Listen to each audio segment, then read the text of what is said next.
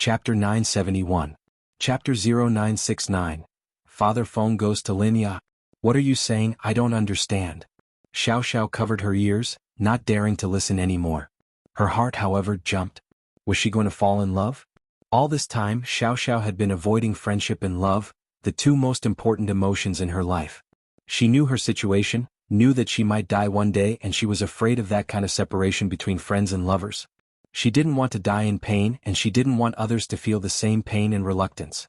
So in her 18 years of life, friendship and love were practically non-existent. She didn't have any real friends, just a bunch of friends who played around with her. If she were to disappear one day just like now, she'd have less contact with her racing friends, and they wouldn't purposely come looking for her. Soon enough, there would be new people joining them. Xiao Xiao felt like she was just a passerby in this world, a bystander coming and going in a hurry. When it was the last lesson of her life, she'd leave peacefully and peacefully by herself. But her father's words today opened up Xiao Xiao's sealed heart. Although she was afraid of the hurt that friendship and love would bring when they parted, she still had some expectations and desires for the ups and downs that friendship and love brought. If she had a close friend and a lover who could understand her heart, she would probably die without regrets, right? But Xiao Xiao felt that it was a little selfish of her to do that. Friendship was fine, but love? Was she going to let her lover suffer the pain of losing her? Xiao Xiao felt that it was cruel. Xiao Xiao didn't say anything about it, but she could see how much her dad had been suffering these past years. He missed her very, very much, but there was nothing he could do. He could only work his ass off to ease the pain of missing her. Sometimes, when a small thought is planted in the heart, it becomes a seed that will slowly take root and germinate in the body. In the end, it will uncontrollably become a small tree that bursts out of the soil. Xiao Xiao didn't dare think about love before. She knew that she didn't have the right to think about it, but with her father's encouragement today, her heart was starting to soften. She really wanted to be in love before she died. Even if it was just a taste of love, but no, that would hurt others. Xiao Xiao liked to play pranks, but it was always within a controllable range to create some misunderstandings and trouble, especially against people she hated. She couldn't bear to do it to her lover. "Dad, do you miss Mom?" Xiao Xiao asked suddenly. "Oh." Tianlong paused and a painful expression flashed in his eyes. "Yes, of course I will. Why are you suddenly asking about this?" "Then let me find a boyfriend. He'll miss me too. He'll be in pain." Xiao Xiao shook her head. "Plus, my child will be like me, missing his mother. I don't want them to be in pain, Xiao Xiao." Tianlong sighed. How could he not understand his daughter's thoughts? However, his daughter's thoughts made him even more determined to have a chat with Lin Yi. Don't worry about me, Dad. I'm doing pretty well right now. As long as you don't take me to see a doctor, I'll live a happy life." Xiao Xiao shook her head and said casually. "Xiao Xiao, tell me the truth. Do you like Lin Yi or not?" Feng Tianlong didn't answer his daughter's question. Instead, he solemnly turned his head and looked at his daughter. Xiao Xiao didn't think that her father would still harp on this question, and it was getting more and more direct. Xiao Xiao found it hard to answer. Did she like Lin Yi? Xiao Xiao didn't know. Her initial feelings towards him were just anger, and she wanted revenge. All of a sudden, Xiao Xiao thought of something. If she pretended to like Lin Yi, wouldn't she be able to have a taste of love? And if she died, Lin Yi would be sad for sure. Wouldn't she achieve her revenge on Lin Yi? Lin Yi, you pissed on me and set firecrackers on my butt. That's a huge humiliation. I've decided. I'll like you from today onwards, and when you fall deeply in love with me, I'll die. Let's see if you'll be sad or not." Of course, Xiao Xiao couldn't tell her father about this idea. She could only plan it in her heart. Now that she thought it through, Xiao Xiao couldn't be happier. She'd be able to enjoy the taste of love, and she'd be able to get her revenge on Lin Yi at the same time. It was killing two birds with one stone. Why not? Xiao Xiao asked him out. "I want to see him." Tianlong looked at his daughter's expression and knew that his guess was correct. Even if his daughter didn't love Lin Yi, she had a good impression of him, and it seemed like their relationship was already quite close. His daughter had fainted in the middle of a shower, so she had to have been naked. What did that mean? Lin Yi was right beside her? What did that mean? What? Xiao Xiao jumped in shock. She looked at her father in disbelief. "You want me to ask him out?" "Yeah, is there a problem?" Tianlong smiled. "Xiao Xiao, don't worry. I just want to ask him about your condition and how he saved you. You know that your condition is getting better. Maybe he can find a way to cure you?" "Is that so?" Xiao Xiao didn't believe her father's words. "Of course." Tianlong nodded. "If you don't want to ask him out, I'll go talk to him myself." Don't go talk to him. I'll talk to him first. Xiao Xiao jumped. But she was puzzled. She used this trick to trick Linny a few days ago. Why did her father really want to talk to Linny now? She couldn't have jinxed it, could she? Did she hit the nail on the head? Xiao Xiao was a little troubled. That's good. I'll be staying in Songshan for a few days. You can bring him to our house then. Tianlong said. Okay. Xiao Xiao agreed helplessly. She told Lin Yi that her father wanted to see him, but it was just an excuse to ask him to come to the hotel. But now it became reality. Xiao Xiao was a little troubled. Chapter 972. Xiao Xiao has a date. During lunch break, Lin Yi and Tang Yun were having lunch in the cafeteria when Xiao Xiao called.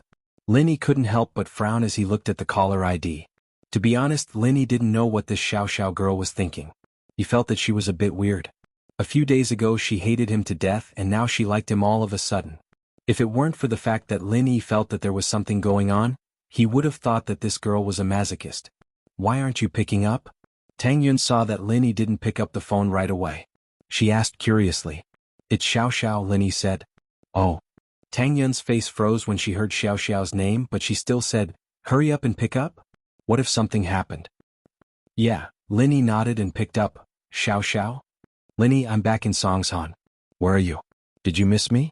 Xiao Xiao's voice was as bright as always, completely different from the sad Xiao Xiao when she was talking to her dad in the car.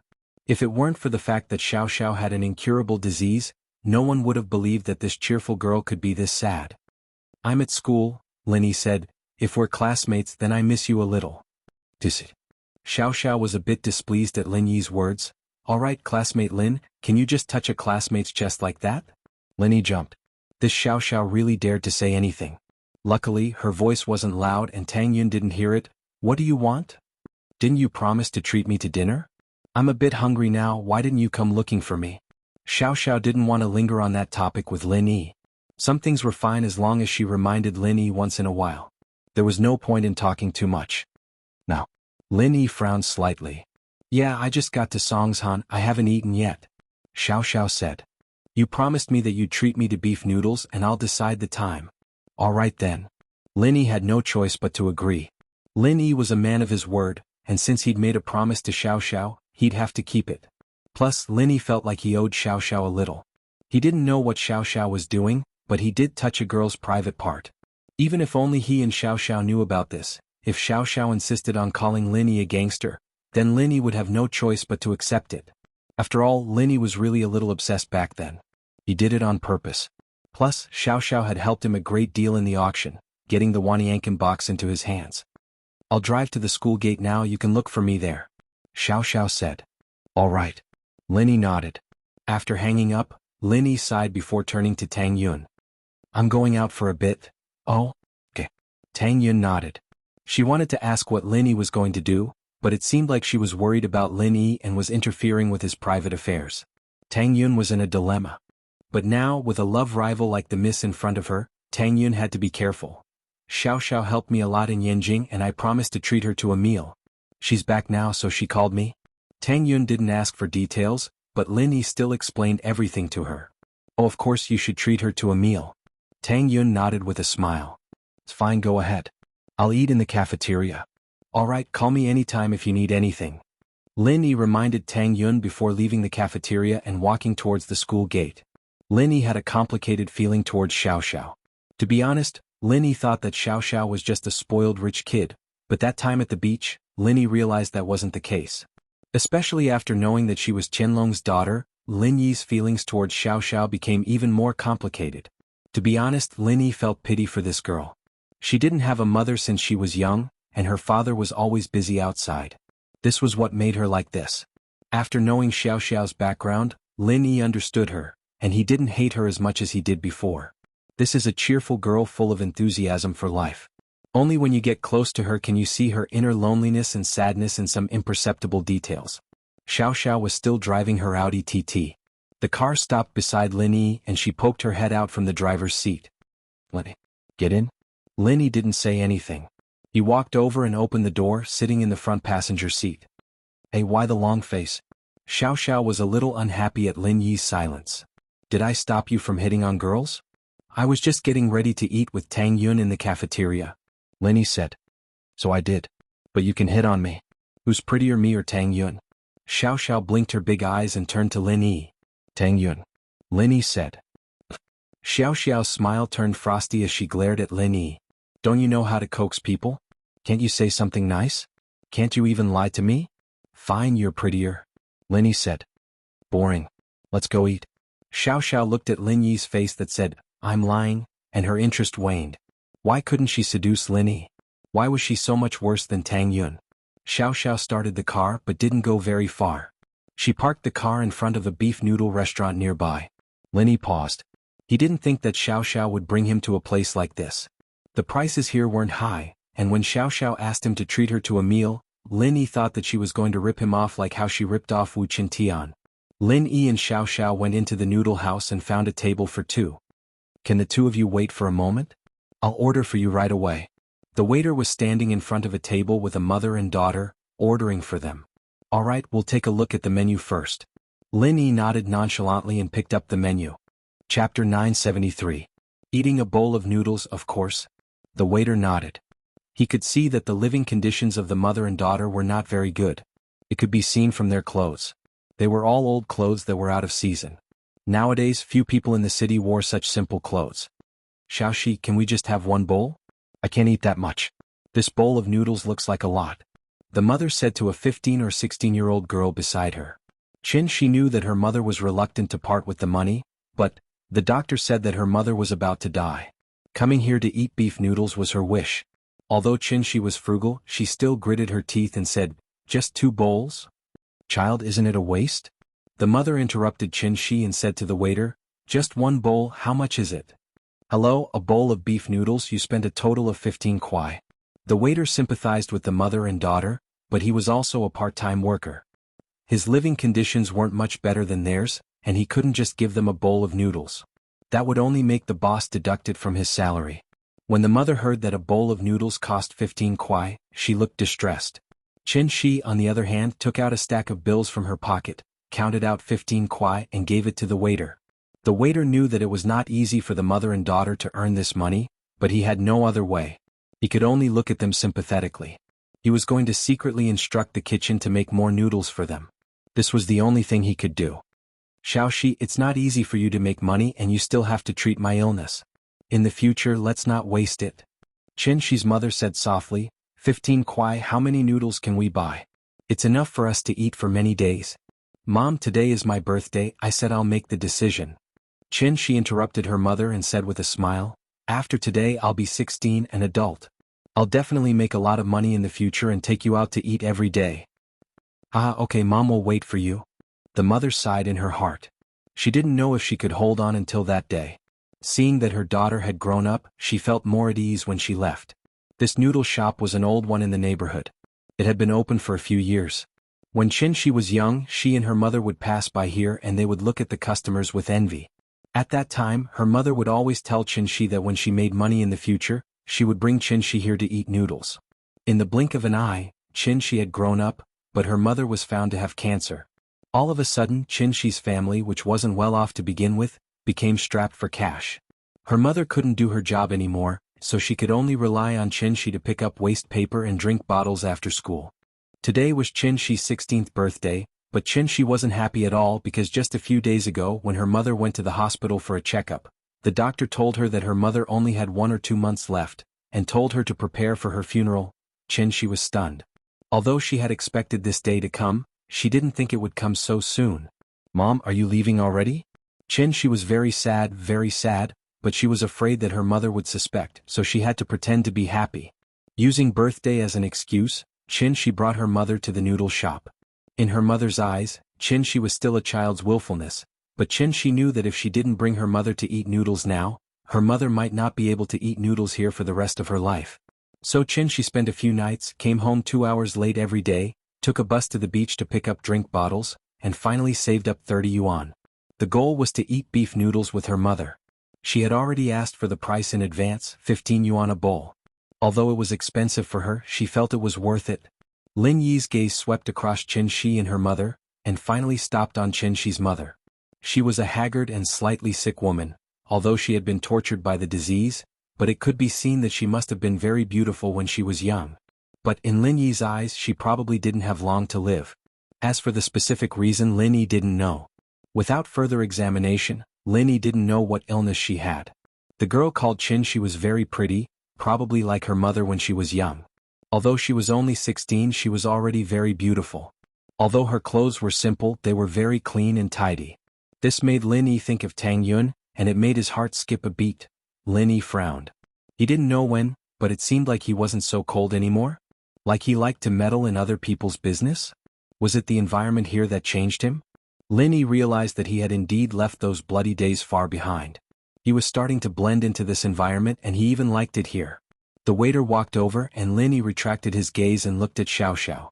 Xiao Xiao's eyes had been on the mother and daughter the whole time, evidently feeling a little emotional as well. "Hello, would you two like to order now?" the waiter asked. "We want a bowl of beef noodles too."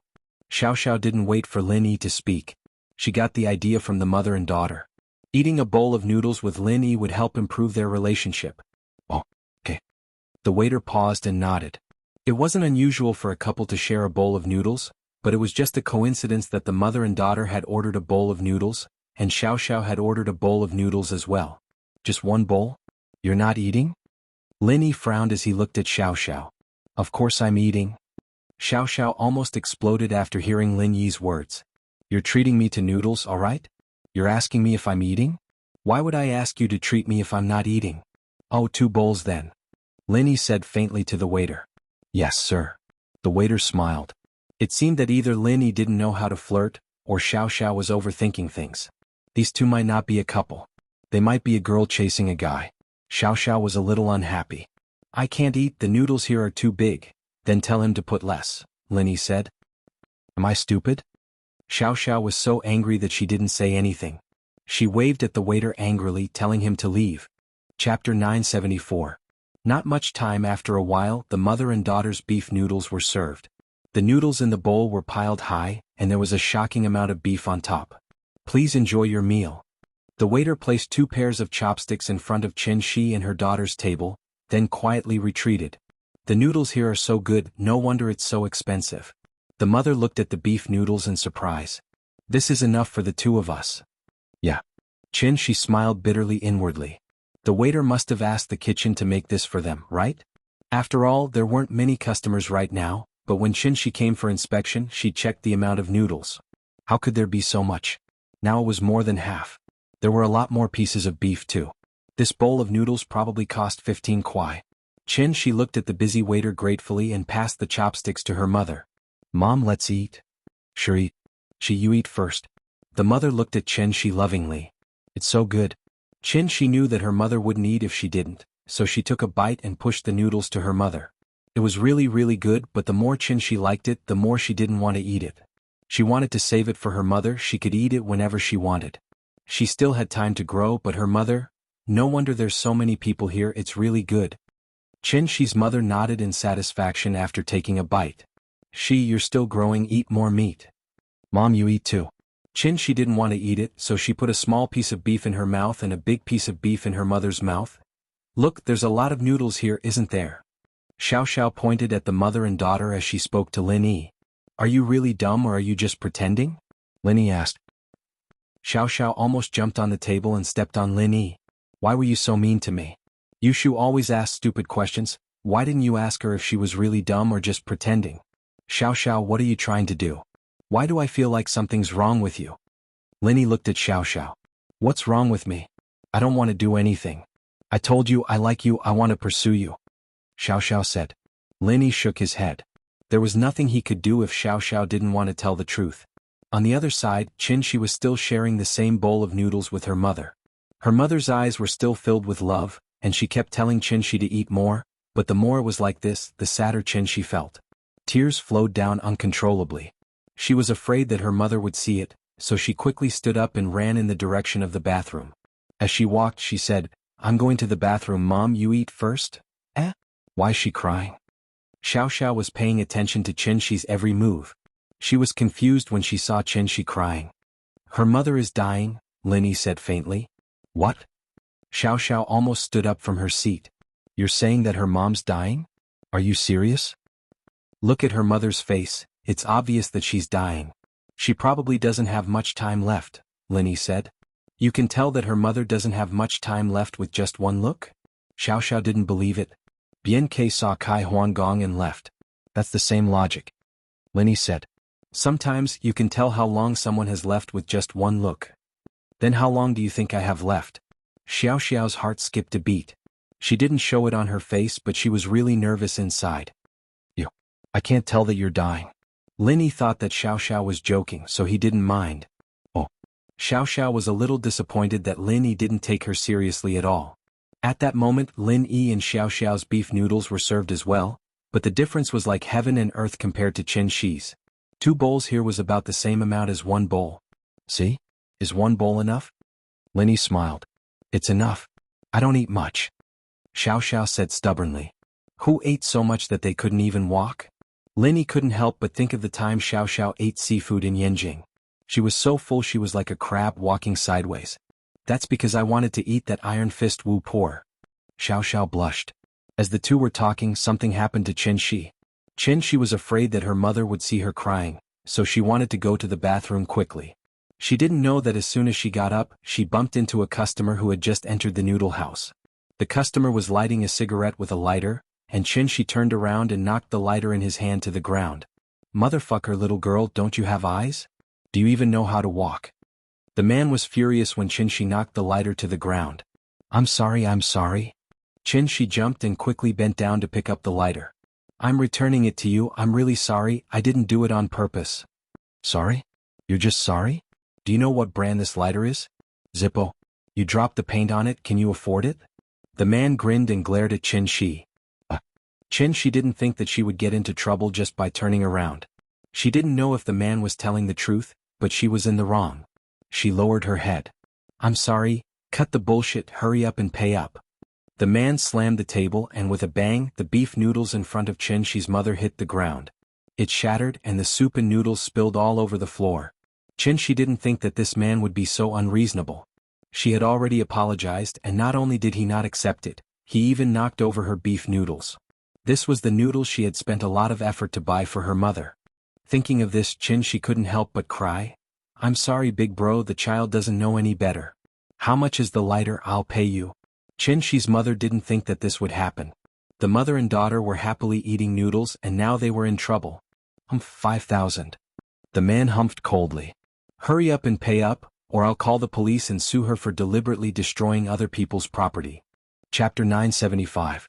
Chapter 973, Xiao Xiao's idea. What did you think? This is Zippo, an international brand. Have you ever seen it on TV? This brand of lighter is used in movies. The man raised his lighter and shouted. But isn't this lighter fine? It doesn't have to be 5,000, right? Chen Shi's mother asked carefully, her eyes filled with shock. Fine. How am I supposed to use it if the paint is peeling off? I'm a high-class person living in the upper class. How can I take a lighter that's peeling off? The man humphed coldly, slamming the lighter on the table beside the mother and daughter. If you can use it, I'll give it to you. Hurry up and give me 5,000, don't bullshit. There weren't many customers in the restaurant at this time, because it was already 1 in the afternoon when Lin Yi saw Xiao Xiao. It was just past lunchtime. But even if there were customers here, who would care about this? The waiter of the beef noodle shop, although he didn't like the man and sympathized with Chen Shi and her mother, he also knew that disputes between customers had nothing to do with their shop. At this time, the best choice was not to interfere. Xiao Xiao frowned, thinking that this man was really despicable. She had always sympathized with Chen Shi. She lost her mother when she was young, and now Chen Shi was about to lose her mother as well. This made Xiao Xiao feel like they were in the same boat, and she couldn't help but like Chen Shi. Now that this man was making things difficult for the mother and daughter, she was furious. And so Xiao Xiao stood up, and before the man could react, she grabbed the lighter from the table. Let me see, what kind of lighter is worth 5,000? Who are you? Mind your own business. The man frowned, not expecting someone to suddenly appear out of nowhere. But seeing how fashionable Xiao Xiao was, he didn't dare mess with her. After all, he only picked on people who were easy to bully. As far as I know, Zippo is an international brand, but the price ranges from high to low. The cheapest one is only a few dozen kuai, and yours? Xiao Xiao picked up the man's lighter and looked at it before saying faintly, this is a Zip, not a Zippo. It's a knockoff, not even worth a few dozen kuai. Nonsense. The man's face reddened at Xiao Xiao's words, and his embarrassment turned into anger as he reached out to grab the lighter from Xiao Xiao's hand. But who was Xiao Xiao? He was the weakest of the big four young thugs. How could she be afraid of someone who dared to set off firecrackers on Lin Yi's butt? He casually lit the lighter. As a result, when the man grabbed it, the lighter burned his hand and ignited his sleeve. Fuck me. The man started waving his arms around, finally putting out the fire on his sleeves. His eyes were filled with rage and he'd lost his mind. He raised his hand wanting to slap Xiao Xiao. At this moment Xiao Xiao jumped in fright. But what she was thinking was, could Lin Yi save her? Lin Yi naturally wouldn't let Xiao Xiao get bullied. The next moment, the man's hand was grabbed tightly by Lin Yi. "You, let go of me." The man was a bit scared after being grabbed by Lin Yi. The pain in his hand told him that Lin Yi wasn't someone to be messed with. He was someone who bullied the weak and feared the strong, and it was only because Qinshi was dressed like a country bumpkin that he thought she was easy to bully. But now Lin Yi clearly wasn't someone to be messed with. He was a little scared. "Do you know who I am? I'm very familiar with Guangbro in the North District. Don't mind your own business." "Who's Guangbro?" Lin Yi paused. "Zhou Guangbro." The man thought that Lin Yi didn't know, so he added, "He's the boss of the North District." "Zhou, why does that name sound so familiar?" Xiao Xiao interrupted. The moment Lin Yi made his move, Xiao Xiao felt a bit of sweetness in her heart. Lin Yi still cared about her, he still cared about her. His attitude towards her was a bit cold, but if something really happened to her, he wouldn't just stand by and watch. "Oh, just an idiot," Lin Yi said. "He has a retarded brother called Zhou Ruoming, you know him." "Oh, Zhou Ruoming, I thought he knew someone strong." Xiao Xiao let out a breath of relief when she heard that it was Zhou Ruoming's brother. Look. The man didn't know what to do. He thought that he'd bring up someone strong and Lin Yi would give in, but he didn't expect Lin Yi to know someone. "Who else do you know?" "If you don't know anyone then you can leave." Lin Yi let go of the man's hand, not caring about him at all. The man hesitated for a moment before running out of the beef noodle shop. Evidently, he felt that he was no match for Lin Yi and it was best to run away. "Thank you guys so much." Qinshi's mother thought that she'd have to pay a huge debt before she died, and in her moment of despair, someone stood up for her and her daughter. Luckily, these two were knowledgeable and saw through the man's scam, and they even managed to scare him away. Otherwise, the mother and daughter wouldn't know what to do. "Thank you big bro big sis." Qinshi wiped her tears and bowed politely to Lin Yi and Xiao Xiao. "It's nothing." Xiao Xiao said, "Just be careful next time." "Okay." Qinshi nodded gratefully, but when she saw the broken beef noodles on the floor, she couldn't help but feel pained. She turned to her mother. "Mom, can we get another bowl?" "No, we've already tasted it, we know how it tastes, don't waste money." Qinshi's mother, naturally, didn't want her daughter to spend more money. "I haven't touched this bowl yet, I can't eat it anymore. You guys can have it." Xiao Xiao rolled her eyes and gave her bowl of beef noodles to the mother and daughter. That's not okay." Qinshi's mother paused and quickly rejected. "I want to share a bowl with him, auntie, didn't you hear it?" Xiao Xiao whispered in Qinshi's mother's ear, "Just do me a favor, okay?" Qinshi's mother did hear that Xiao Xiao wanted to share a bowl of noodles with Lin Yi, so she didn't suspect anything when Xiao Xiao said this, but she couldn't say yes and she couldn't say no either. If she said yes, she'd be taking something from them for free, but if she didn't say yes, they'd already asked for a favor and they'd just done her a huge favor. How could she say no? Chapter 976. Teeth clenching. Lin Yi didn't know whether to laugh or cry. Xiao Xiao's actions made it hard for Lin Yi to decide if he should support her or oppose her. He could say that she was trying so hard to have a bowl of noodles with him, but her actions were just in the nick of time, and he couldn't stop her from helping someone else, could he? Lin Yi could only chalk it up to coincidence. Looking at the smiling Xiao Xiao in front of him, Lin Yi waved at the waiter faintly. "Waiter, please bring me another bowl." "Yes, sir." The waiter was just cleaning up the broken bowls when he heard Lin Yi's words. "What do you want an empty bowl for?" Xiao Xiao blinked. "I'll give you half of the beef noodles." Lin Yi took the empty bowl the waiter handed him, and started using his chopsticks to put the beef noodles into the empty bowl. Xiao Xiao glared at Lin Yi, her eyes watery. She was on the verge of tears. She'd finally found a chance to eat noodles with Lin Yi just now, and she'd almost died from happiness. But now Lin Yi was giving her another empty bowl. Lin Yi didn't pay attention to her, giving her half of his beef noodles before lowering his head and eating first. Xiao Xiao stuck her chopsticks in the bowl as if she had a deep grudge against the beef noodles, gritting her teeth and shoving the noodles into her mouth like a hungry wolf. "You're that hungry?" Should we order another bowl then? Lin Yi couldn't help but smile as he looked at Xiao Xiao. No. Xiao Xiao shook her head and looked at Lin Yi hatefully. I'm not eating with you anymore, you're a bully. Ugh. Lin Yi felt a little uncomfortable as he looked at Xiao Xiao. Lin Yi felt that it was normal for Xiao Xiao to threaten him, but now it was as if Xiao Xiao had really been wronged. It made Lin Yi's heart ache and he wanted to say something before sighing softly. Xiao Xiao saw that Lin Yi wasn't talking, so she pouted and went back to eating the noodles, as if the noodles were Lin Yi's tendons and the beef was his flesh, gritting her teeth as she ate. It didn't take long for him to finish half a bowl of noodles in front of him, and Xiao Xiao was almost done as well. You're full? Let's go back to school then? Lin Yi asked after Xiao Xiao put down her chopsticks. Let's go back. Xiao Xiao said coldly, evidently still pissed off. Haha. Lin Yi smiled and ignored her. Xiao Xiao was like that and she'd be fine after a while. The two were about to leave when they heard a panicked call from behind them. Mom, what's wrong? Why did you faint all of a sudden? Qin Shi and her mom were eating noodles and while they weren't in a good mood they were actually a little heavy. But in order to thank Xiao Xiao they couldn't just leave like that. That would be disrespectful. After all, Xiao Xiao had good intentions. So the mother and daughter decided to secretly give Xiao Xiao 15 kuai after they finished their noodles. Qin Shi and her mom weren't people who took things from others for free. They were poor, but Qin Shi used her own labor every day picking up trash on the beach, streets and alleyways. She didn't earn much, but it was still her labor. But before the two could finish their noodles, Qin Shi's mom fainted on the table, and Qin Shi didn't know what to do. After all, her mom was sick, but she'd never fainted before. Even if she went to the hospital, it was with the mother and daughter. Quick, call the ambulance. The waiter was experienced and he quickly reminded them. Okay. Qin Shi nodded and said, who can lend me their phone for a while? She didn't have a phone and while it wasn't expensive she couldn't afford it. Use mine. Xiao Xiao didn't care about getting mad at Lin Yi anymore.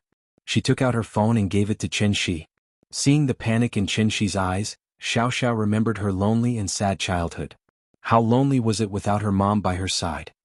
No need, sending her to the hospital won't help. Don't waste money, Lin Yi said faintly as he looked at Qin Shi's mother. Qin Shi's life was fading away quickly. Basically there was no hope. Ah. Qin Shi heard Lin Yi's words, and her expression froze for a moment.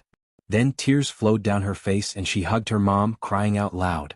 Although it was her 16th birthday today, she was still a fragile girl.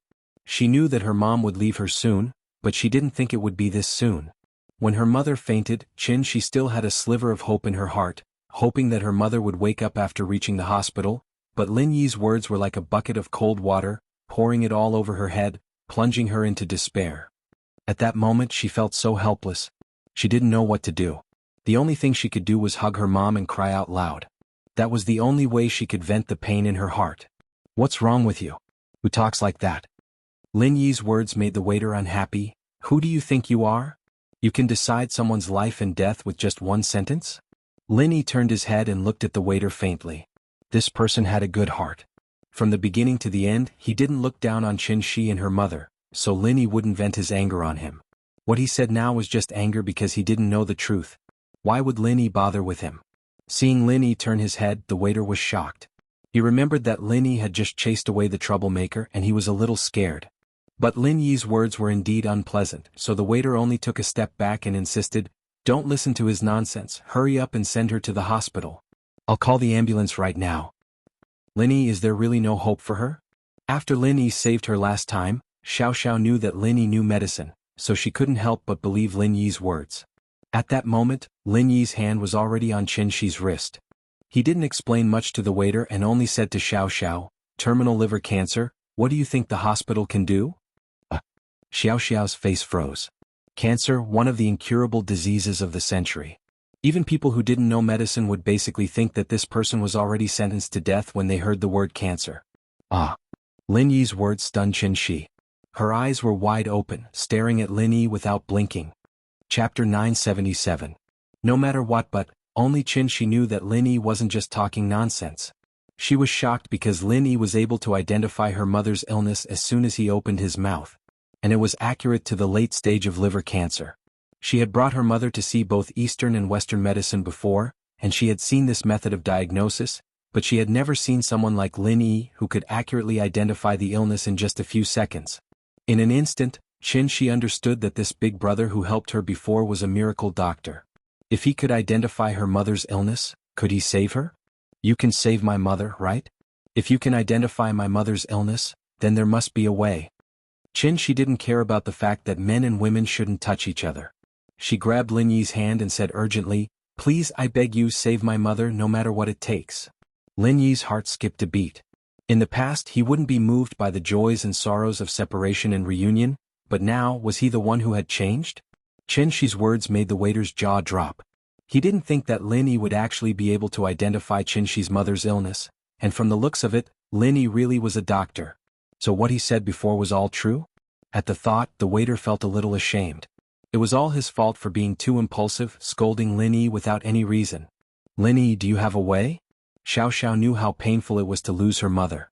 When she saw Shi, she thought of herself, so if there was a way she wouldn't give up. If it was just discovered, then it's possible. Lin Yi hesitated and said, "But now, it's a little troublesome." She was a little disappointed when she heard the first half of Lin Yi's sentence. But the second half of Lin Yi's sentence made her eyes light up. Because Lin Yi said it was troublesome, not that there was no way. Troublesome meant that although it was difficult, there was still a way. At the thought, she subconsciously kneeled in front of Lin Yi. "Miracle Doctor Bro, please save my mother, I'm willing to pay any price." Xiao was just testing the waters when she asked, but she didn't expect Lin Yi to give a definite answer. Xiao knew Lin Yi's character very well. If Lin Yi didn't agree, then he would do everything he could. So Xiao let out a breath of relief. If he said there was a way, then there must be a way. With that thought, Xiao relaxed a little. She couldn't help but joke with Shi. "He saved your mom, so why don't you be his lover?" Shi blinked and blushed. Naturally, she knew what it meant to be a mistress. What she had to do was the same as selling herself. When Shi was desperate and had no money, she thought about selling herself for her mother's treatment, but she wasn't stupid. She knew that her mother's illness couldn't be cured. The doctor made it very clear that no matter how much money was spent, it would only slow down the time of death. It was impossible to cure it. Therefore, Shi understood that even if she sold herself for her mother's treatment, it would only last for a while. If her mother found out what she had done, she might even die from anger. Liver cancer was not something that could be easily provoked, so the loss would outweigh the gain. But now Lin Yi gave her hope. From Lin Yi's tone, she could tell that Lin Yi had a way. The reason why she believed that Lin Yi had a way was because Lin Yi was able to tell her mother's illness as soon as he opened his mouth. Out of all the doctors she had seen for her mother, he was the only one who could tell her mother's illness so quickly. So even though she felt that Xiao's request was a little too much, she didn't have time to think about it. She nodded impulsively. "All right, as long as it can cure my mother, then I'll do anything." She still couldn't say the three words lover, because these three words to someone as pure as water were really a bit hard to say. But she wasn't an idiot. She believed in Lin Yi, but she couldn't do anything with him before he cured her mother's illness. One, she wasn't in the mood, and the other, she was afraid that Lin Yi would lie to her. Although Lin Yi didn't seem like a scammer, she still had to be cautious. If he really could cure her mother's illness, then she would have no regrets. Today was her birthday and she was an adult. She could make her own decision. Lin Yi listened to the conversation between Xiao and Shi, and he didn't know whether to laugh or cry. He knew that Xiao was just messing around, but Shi took it for real. The waiter of the restaurant felt that Lin Yi and Xiao were taking advantage of the situation, and he felt that there was something wrong with this girl. She clearly liked Lin Yi and he hadn't even gotten her yet. Why was she trying to be a matchmaker? Was she crazy? But this was someone else's business. What did it have to do with a waiter like him? All he could do was to do his part well. Ha! Lin Yi smiled. "She's just joking with you. You're too young, you haven't even matured yet. Why would I want you as a mistress?" Lin Yi's words were a bit of a blow to Shi's confidence, but he was saying it to make Shi give up on the idea. Lin Yi thought that Shi was a pretty and cute girl, but it wasn't to the point where he wanted her to be his mistress. Wasn't it messy enough with Xiao? If he made another mistress, Tang Yun wouldn't be happy about it, and the miss would be pissed as well. "Oh, who said I haven't matured?" Shi heard Lin Yi's words and her face turned bright red. She had always been confident in her looks, and even if her body wasn't particularly outstanding, it was still quite developed for her age. But Lin Yi looked down on her for being young and not maturing. Naturally, Shi misunderstood that Lin Yi looked down on her, and that he didn't want to help her. She was desperate to save her mother, and she couldn't care less about her shyness. She puffed up her chest in front of Lin Yi. How am I young? Even if I haven't matured, I'll continue to grow. Lin Yi was taken aback by Qin Shi's actions and he shook his head. You're too young. I just turned 16 today, I'm an adult now. Plus I can still grow up. Qin Shi said hurriedly. By the time you grow up, your mother will be long dead. Lin Yi smiled. Chapter 978. Brother Miracle Doctor. Alright, you don't have to do anything. Lin Yi shrugged. Let go of me first, I'll take a look at your mother. Oh, okay. Qin Shi realized that she was still holding onto Lin Yi's hand. It was the first time she held the hand of a man of the opposite sex. She couldn't help but blush. Thinking of what she said before, she was even more shy. What did he mean when he said that he didn't have to do anything? Did he not want her to be his lover, or did he mean that he was going to save her mother and didn't want her to intervene? Qin Shi didn't know, but Lin Yi was already busy.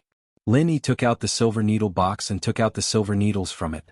He quickly inserted a few needles into Mother Chen's body. Don't you need to disinfect? Although Qin Shi believed in Lin Yi, she also knew that if the silver needles weren't disinfected, there might be a bacterial infection. It's already been disinfected.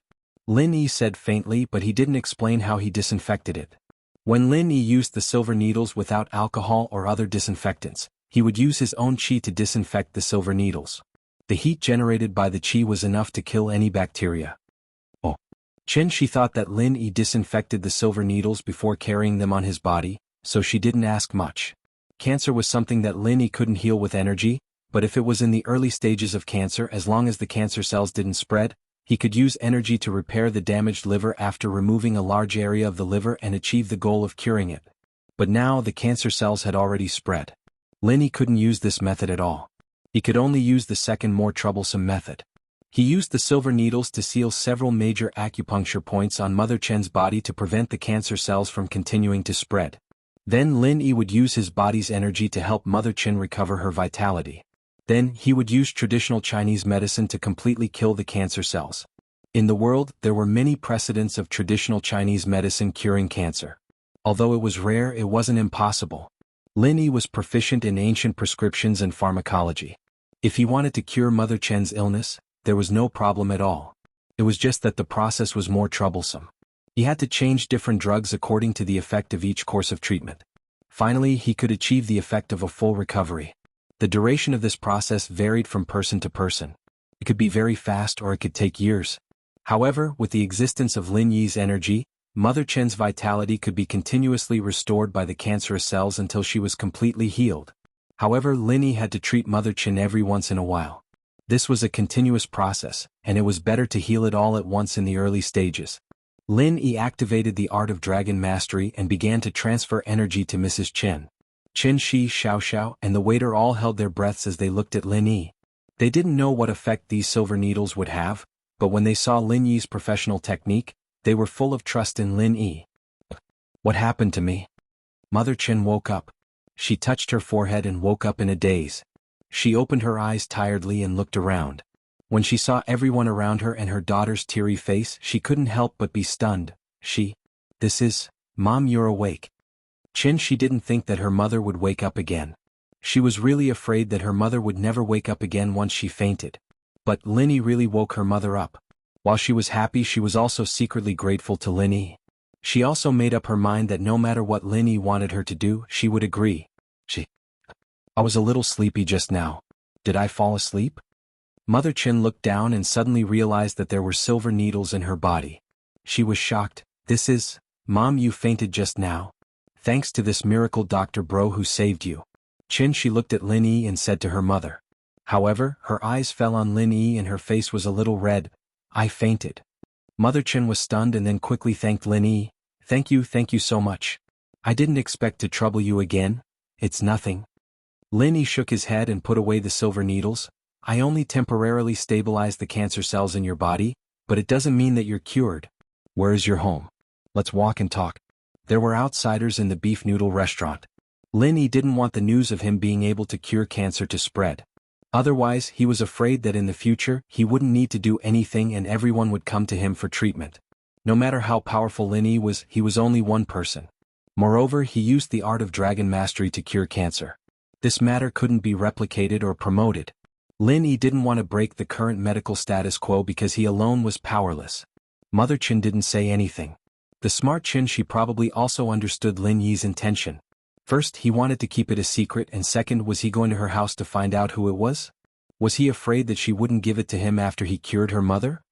Brother Miracle Doctor, please come with me.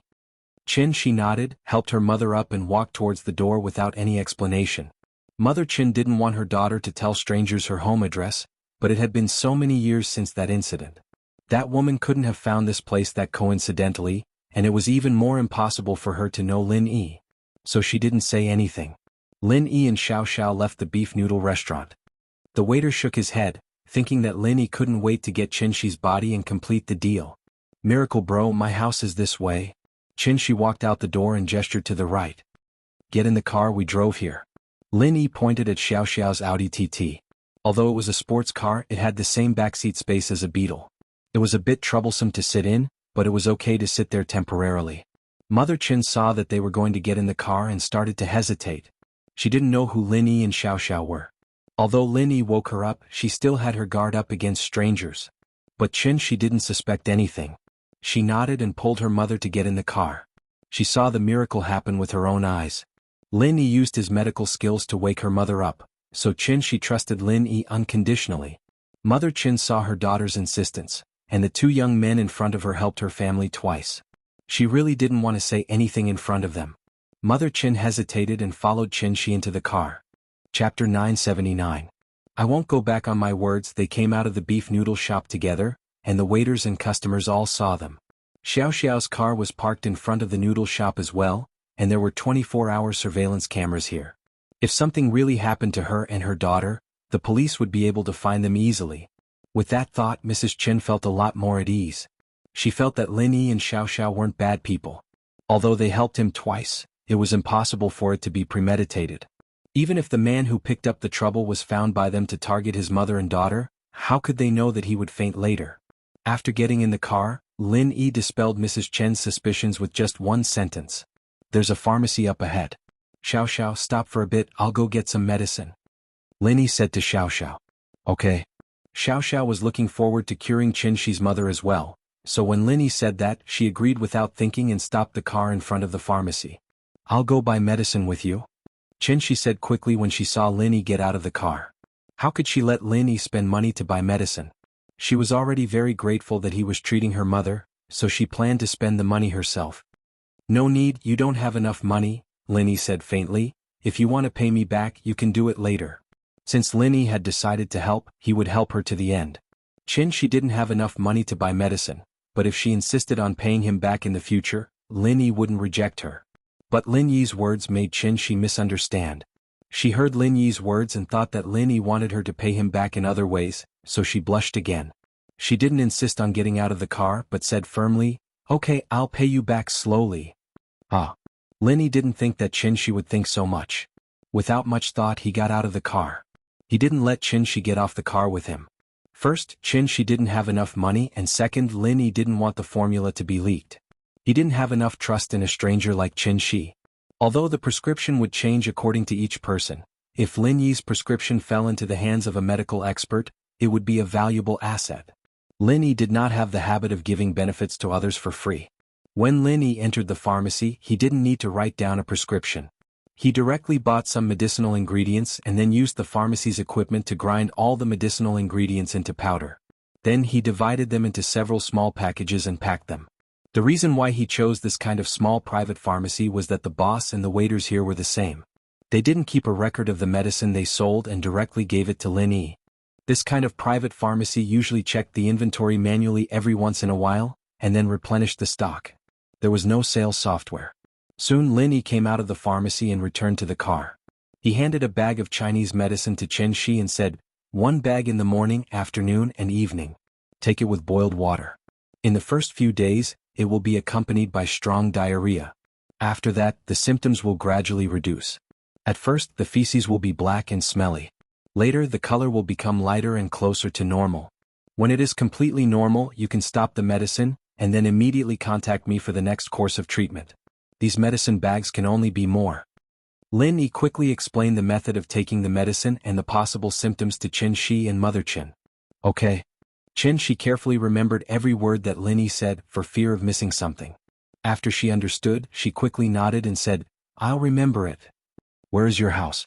I'll send you back, I still have things to do. Lin Yi said and didn't say anything else. It's in front, that neighborhood. Chin she pointed to a neighborhood that looked very old not far away. Xiao Xiao turned the car and drove into the district. This was probably a family compound of some company or unit. The height of the buildings were different and the specifications were different. Evidently they were built at different times.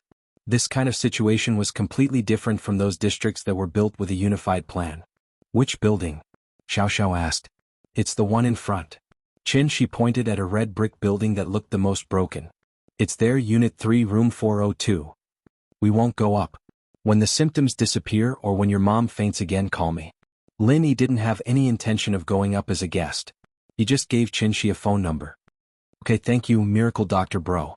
Chin Shi quickly remembered Lin Yi's number. She had a complicated feeling in her heart. Lin Yi didn't make any unreasonable demands on her. She let out a sigh of relief. It seemed like he wanted to wait until her mom was completely cured before he wanted her.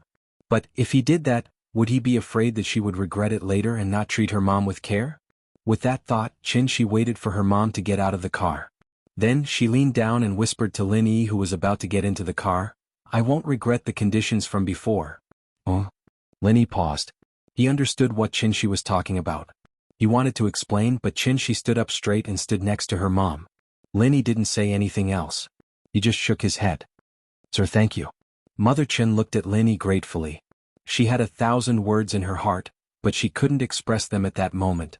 After she got sick, she went to many hospitals. Most of the doctors told her honestly that with her financial situation, she should give up treatment. If she wanted treatment, it would cost a lot of money. But Lin Yi treated her for free. He even said that he could cure her. This made Mother Chin happy, but at the same time, her heart was filled with deep regret. Before, she was still on guard, afraid that Lin Yi had ulterior motives. But when he came here, he didn't even go upstairs. What was he planning? Lin Yi glanced at Mother Chin but didn't say anything. He only said to Xiao Xiao, let's go. Okay.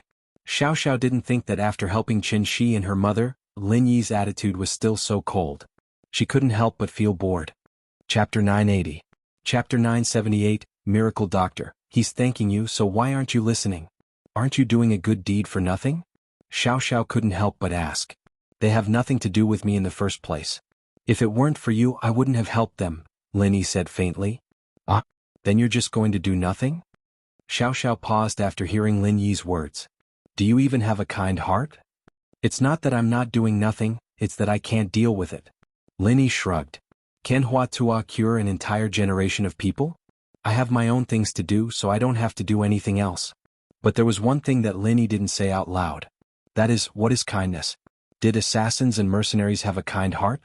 In many situations their employers were different, and so they looked at things from different angles. It was hard to tell who was right and who was wrong when two forces were at odds. Just like in North Africa, many of Lin Yi's enemies were working for their employers. How could they tell who was right and who was wrong? How could there be a kind heart in that place? Kindness to the enemy was cruelty to oneself. But after returning to the bustling city, Lin Yi had to admit that he had really changed. His sense of good and evil had become more and more obvious.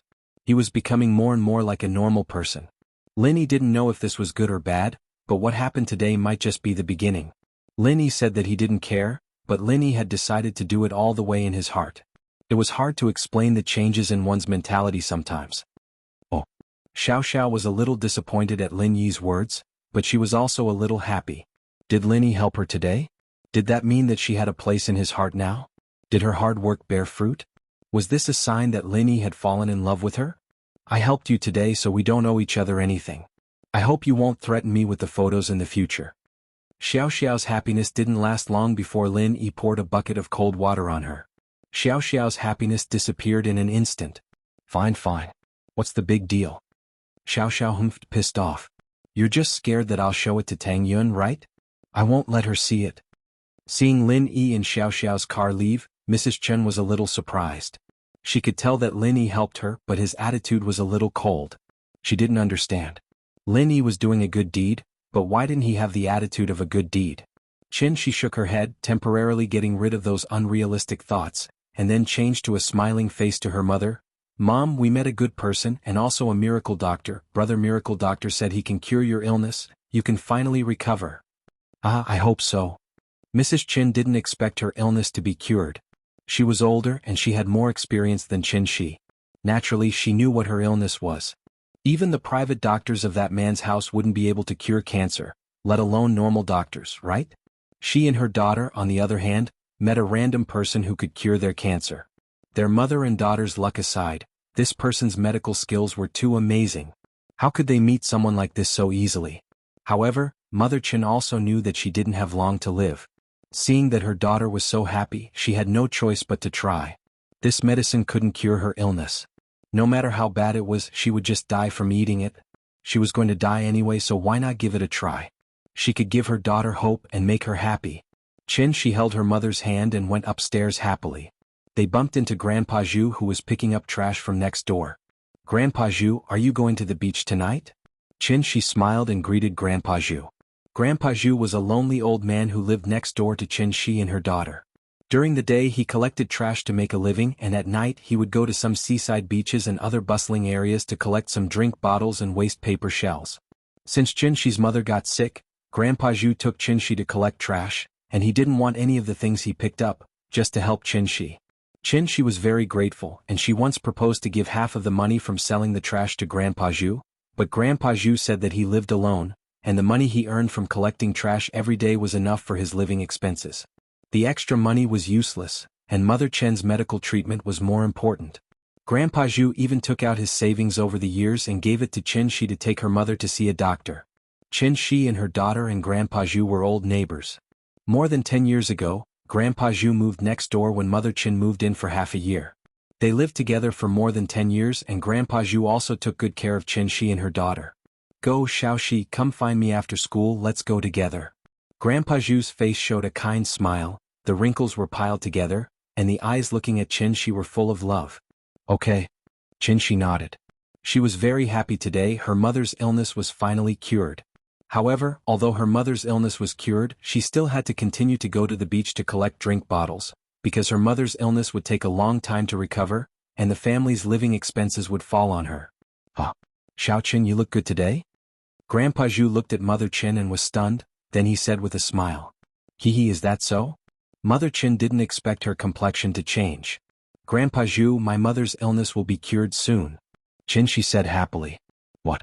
Cured?" Grandpa Zhu's face changed slightly, then he said without leaving a trace, "Cancer? Can be cured? Xiaoxi, don't be fooled by those wandering doctors, right? These people can't be trusted. They said it can be cured, they just want to cheat money." "He doesn't want money." She thought of Lin Yi, and her heart couldn't help but warm up. "My mother and I met a miracle doctor brother today. He treated my mother for free." "Miracle doctor?" Grandpa Zhu frowned. "What miracle doctor?" Anyway, he's not a scammer, Grandpa Zhu, you don't have to worry, you go ahead, I'll tell you tonight." She said with a smile. "Okay, then I'll go collect the trash first, I haven't opened for business yet." Grandpa Zhu nodded. "You tell me tonight, don't be cheated." "And okay." She also wanted to share her happiness with Grandpa Zhu. Chapter 981. "My dad wants to see you again, right, Linny?" "My dad? He's coming back to Songshan with me?" Xiao Xiao said, finding it hard to talk about it. She used to use the excuse that her dad wanted to see Lin Yi, and it was natural for her to say it, but now that her dad really wanted to see Lin Yi, she felt a little nervous. "He wouldn't be looking for me again, would he?" Lin Yi remembered that Tianlong wanted to see him, and Lin Yi didn't suspect that Xiao Xiao was lying.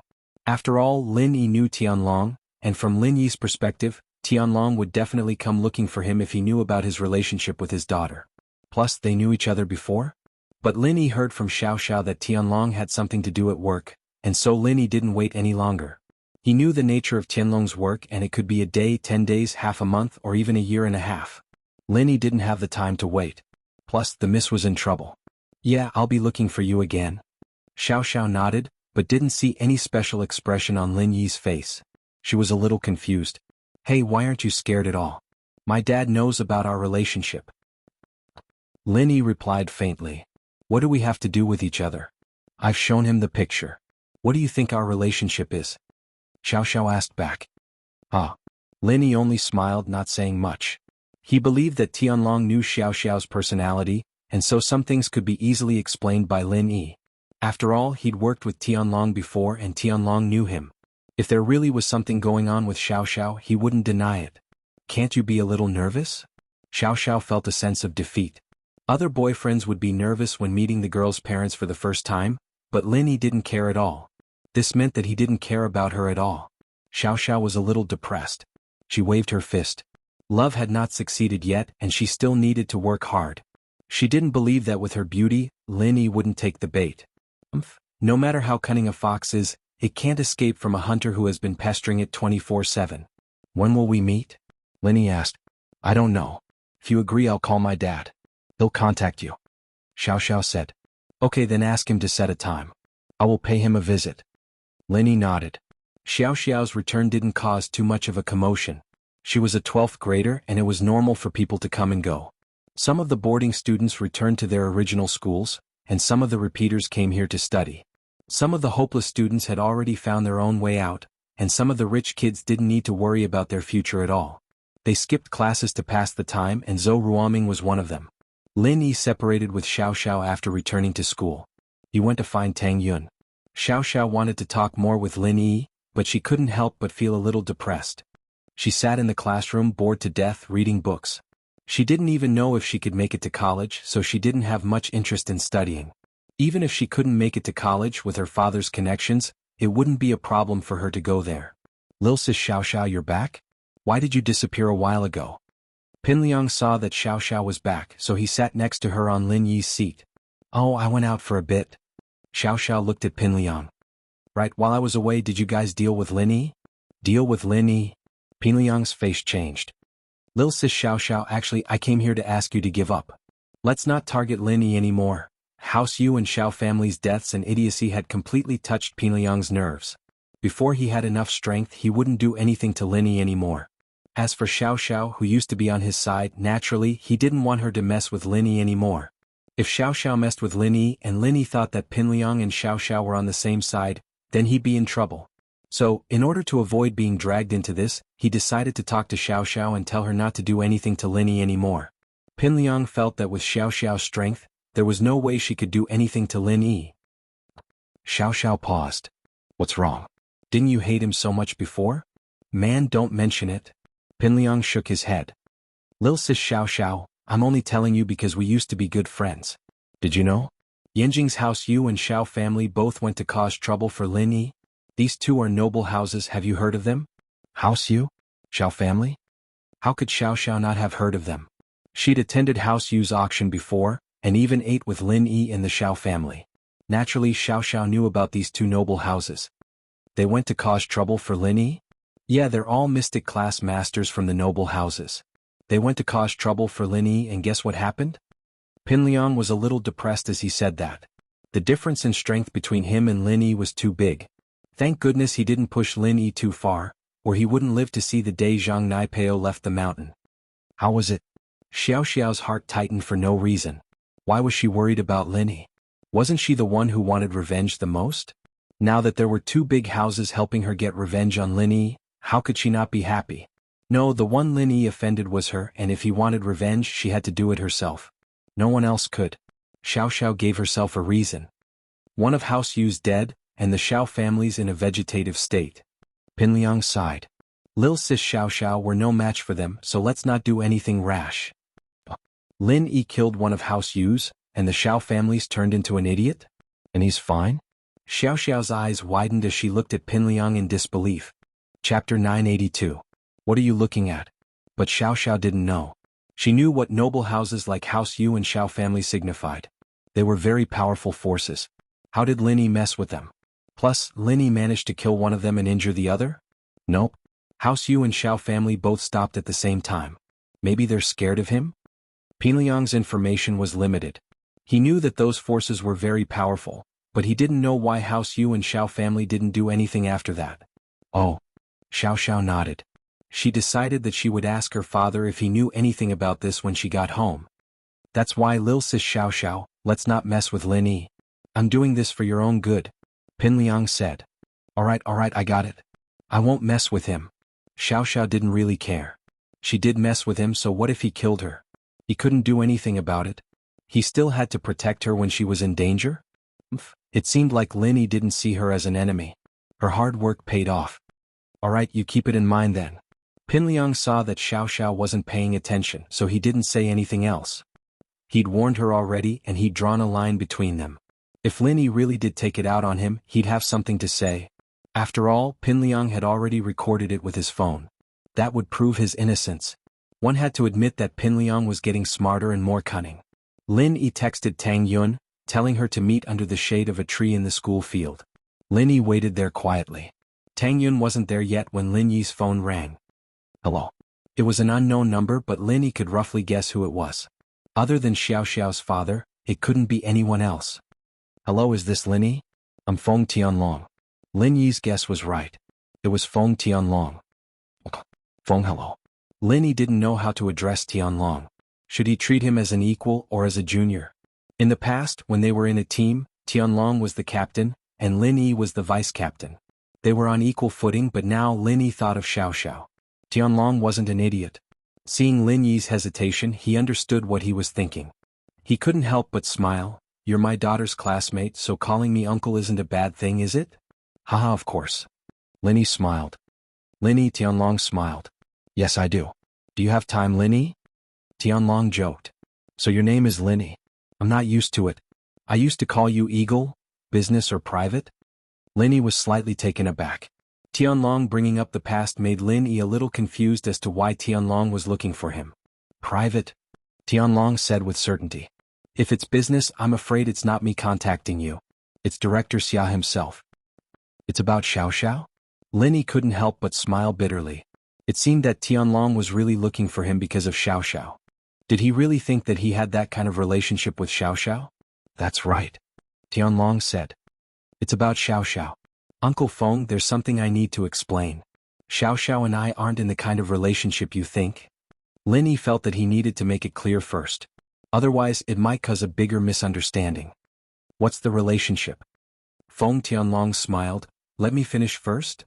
Alright, go ahead, Uncle Feng. Lin Yi nodded. Lin Yi, I'm looking for you because of Xiao Xiao. As for your relationship with her, I know it like the back of my hand. Did you forget what I do? Tianlong said. I forgot. Lin Yi laughed at himself. It's only been 2 months since I left that life and I'm not used to it anymore? Tianlong had a large number of spies under him. It wasn't hard for him to know what was going on in the school. As for his relationship with Xiao Xiao, he didn't need to explain anything at all. Tianlong knew it all too well. Do you have time? Let's meet up? Tianlong asked. No. Lin Yi didn't have a problem, but Tang Yun was coming soon. It seemed like he had to stand her up again. Now I'm staying at Pingzhan Business Hotel, room 1209. You can come find me directly. Tianlong said. Can you bring your girlfriend with you? Bring my girlfriend? Lin Yi paused. He didn't understand Tianlong's intentions. Her name is Tang Yun, right? I want to meet her too, Tianlong said. I have something to tell her. That? Okay. Lin Yi didn't understand why Tianlong was looking for Tang Yun, but he trusted Tianlong so he agreed. There was no other reason. Tianlong was Lin Yi's comrade in the past. He was someone he could trust his back. So Lin Yi believed that Tianlong wouldn't harm him. And he must have his own reasons for asking Tang Yun to come with him. Then I'll wait for you. It's been a long time since we last met in Yanjing, but we didn't have time to catch up. I really miss you, Ying. You actually appeared in Songshan's first school. I'm really curious about what you've been through. Feng Tianlong laughed as he reminisced about the past. That's all in the past. Tang Yun doesn't know about my past, Lin Yi said.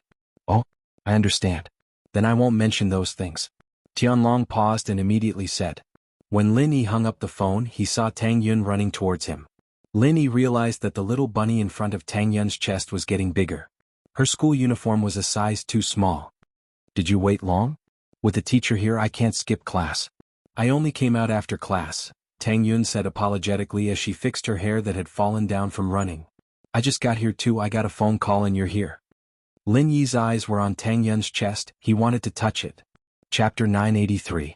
You've misunderstood. Your uniform seems to have become smaller? Lin Yi said. Is that so? Tang Yun was embarrassed that Lin Yi saw the change in her body, but she was secretly happy. Was it effective? Was the uniform a bit too small? Even the bra was smaller? Ah, I can't use all the ones I bought before, what a waste. Tang Yun was reluctant. However, she couldn't tell this to Lin Yi. She pretended not to know. Maybe it's because I washed it too much and it shrunk? Oh, I thought you got bigger. Lin Yi looked at Tang Yun mischievously. How would I know? Tang Yin would rather die than admit that she was enlarging her breasts, not to mention that it was because of Yushu's provocation. It was too embarrassing. Tang Yun was a shy girl, how could she do it to please a guy? She would die if she said it. Did it really get bigger? Lin Yi said. I don't know anything. Tang Yun covered her ears, her face was burning. How did he see through it? Did he always pay attention to this part of her body? Haha, but it's not bad, Lin Yi encouraged. It should feel good? What are you thinking? Tang Yun glared at Lin Yi. You're talking nonsense, what if someone hears you? Let's go. Right, do you have time now? Lin Yi didn't forget that he had an appointment with Feng Tianlong. Now, what do you want to do? Tang Yun asked. Come with me to Pingzhan Business Hotel, Lin Yi said. Huh? Tang Yun froze for a second, then her face blushed. Lin Yi suddenly brought her to a business hotel. What did he want to do? It wasn't Tang Yun's fault. Lin Yi stared at her chest for a long time. Tang Yun thought that Lin Yi wanted to get a room with her. The two had finished their meal and it wasn't time to eat. Why would they go to a business hotel? Tang Yun also knew that business hotels not only provided meals, but also accommodations. If they went now it would be, are we advancing a little too fast? Tang Yun said carefully. She was afraid that her rejection would make Lin Yi unhappy. However, Tang Yun felt that it was a little sudden, and she wasn't prepared for it. Although she had completely accepted Lin Yi, and knew that it was only a matter of time, she could only accept it after she went to university. Even if it was just the beginning of her first year, she was still in 12th grade, it was still too early. What's too fast? Lin Yi didn't understand what Tang Yun meant. What does going to Pingzhan Business Hotel have to do with rapid development? Hearing Lin Yi's words, the nervous Tang Yun thought that Lin Yi was asking a rhetorical question. Was he angry? And so, Tang Yun gritted her teeth and made a big decision. Then today it is? I don't think I'm in my safe period. Ha! Lin Yi heard Tang Yun's words and he almost bit his tongue. He finally understood what Tang Yun meant. Tang Yun misunderstood. Lin Yi didn't know whether to laugh or cry. Tang Yun thought that he was bringing her to a hotel to get a room. What's wrong? Tang Yun was shocked by Lin Yi's scream and looked at Lin Yi confusedly. Yun, you misunderstood. I want to meet someone at Pingzhan Business Hotel, and I want to bring you along. Are you free? Lin Yi looked at the cute Tang Yun and his heart moved. Tang Yun's suggestion was very tempting, but Lin Yi was a person with strong self-control. He wouldn't force Tang Yun to do anything. Letting nature take its course was the best. When it came to love, Lin Yi paid more attention to the fusion of the heart and soul. Once the two's hearts were tightly connected, everything else would come naturally to them. I see. Tang Yun's face reddened even more and she was even more embarrassed. She misunderstood? She actually misunderstood? Lin Yi, you bastard. Why didn't you say it clearly? Did you want me to embarrass myself? Tang Yun was so embarrassed that she wanted to find a hole to hide in. Haha, your thoughts are more complicated than mine, Lin Yi smiled. You bastard, I'll bite you to death. Tang Yun said as she tried to bite Lin Yi. After venting her anger, Tang Yun wasn't so shy anymore. Who are we going to meet? And you want to bring me? Feng Xiaoxiao's father, Lin Yi said. Ah. Tang Yun heard Lin Yi's words and the smile on her face froze. Feng Xiaoxiao's father? Why is he looking for us? Tang Yun couldn't be blamed for being nervous. As far as she was concerned, Feng Xiaoxiao's father was someone who had nothing to do with her and Lin Yi, and now that Xiaoxiao's father suddenly wanted to see her and Lin Yi, it was hard to say what Tang Yun was thinking. Tang Yun couldn't help but imagine a scene of Xiaoxiao's father forcing her to give up on Lin Yi. How much money did he have to give her before she left Lin Yi? This scene often appeared in some urban romance TV series. Thinking about Feng Xiaoxiao's family background, she always drove a sports car to school. It had to be something special. Compared to her, Tang Yun was so weak. I don't know, he said. It's about Xiaoxiao. Lin Yi shook his head. He didn't know why Tianlong was looking for him. Oh. Tang Yun didn't feel comfortable hearing Lin Yi call Xiao so intimate. Was there really nothing between him and Xiaoxiao? Tang Yun wasn't sure. What's wrong? You don't look too happy? Lin Yi could see that Tang Yun's face wasn't looking too good. No. It's nothing. Tang Yun shook her head. She was worried, but it wasn't her place to ask. If you don't want to go, then don't go. I'll talk to Uncle Feng. Linny didn't know why Tang Yun was suddenly unhappy, but it was obvious that she didn't want to see Tianlong. No need, I want to go. Tang Yun shook her head. She was a little nervous, but how could she not go? What if Xiao Xiao's father promised Lin Yi some benefits and asked him to leave her? So she had to go and see what Xiao Xiao's father wanted. Xiao Xiao didn't believe that Lin Yi would give her up for some benefits, but the moment Lin Yi gave her the ring when he left, Tang Yun knew that she was destined to be his woman. He had set his mind on her. She knew that some things wouldn't happen, but her weak nature as a girl made her want to find out. Chapter 984. Encounter on the road. You won't abandon me, right? Tang Yun asked hesitantly. I'm afraid that you won't want me, Lin Yi was telling the truth. Lin Yi felt uneasy about his drifting life. Actually, I meant what I said just now.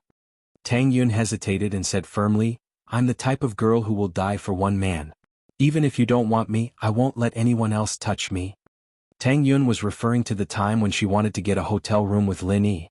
She believed that Lin Yi would understand. Lin Yi nodded and held Tang Yun's hand. He understood Tang Yun's intention. He knew it from the start. Tang Yun felt relieved when Lin Yi held her hand. She smiled and walked with Lin Yi to the school gate. In the past, holding hands with a boy was too much for Tang Yun. But now she felt very happy. Lin Yi was still driving Yushu's Beetle today. Mengyao's Audi S5 was too eye-catching.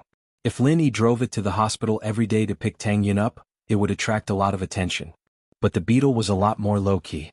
It was a small car and it was suitable for Lin Yi to drive through the traffic jam.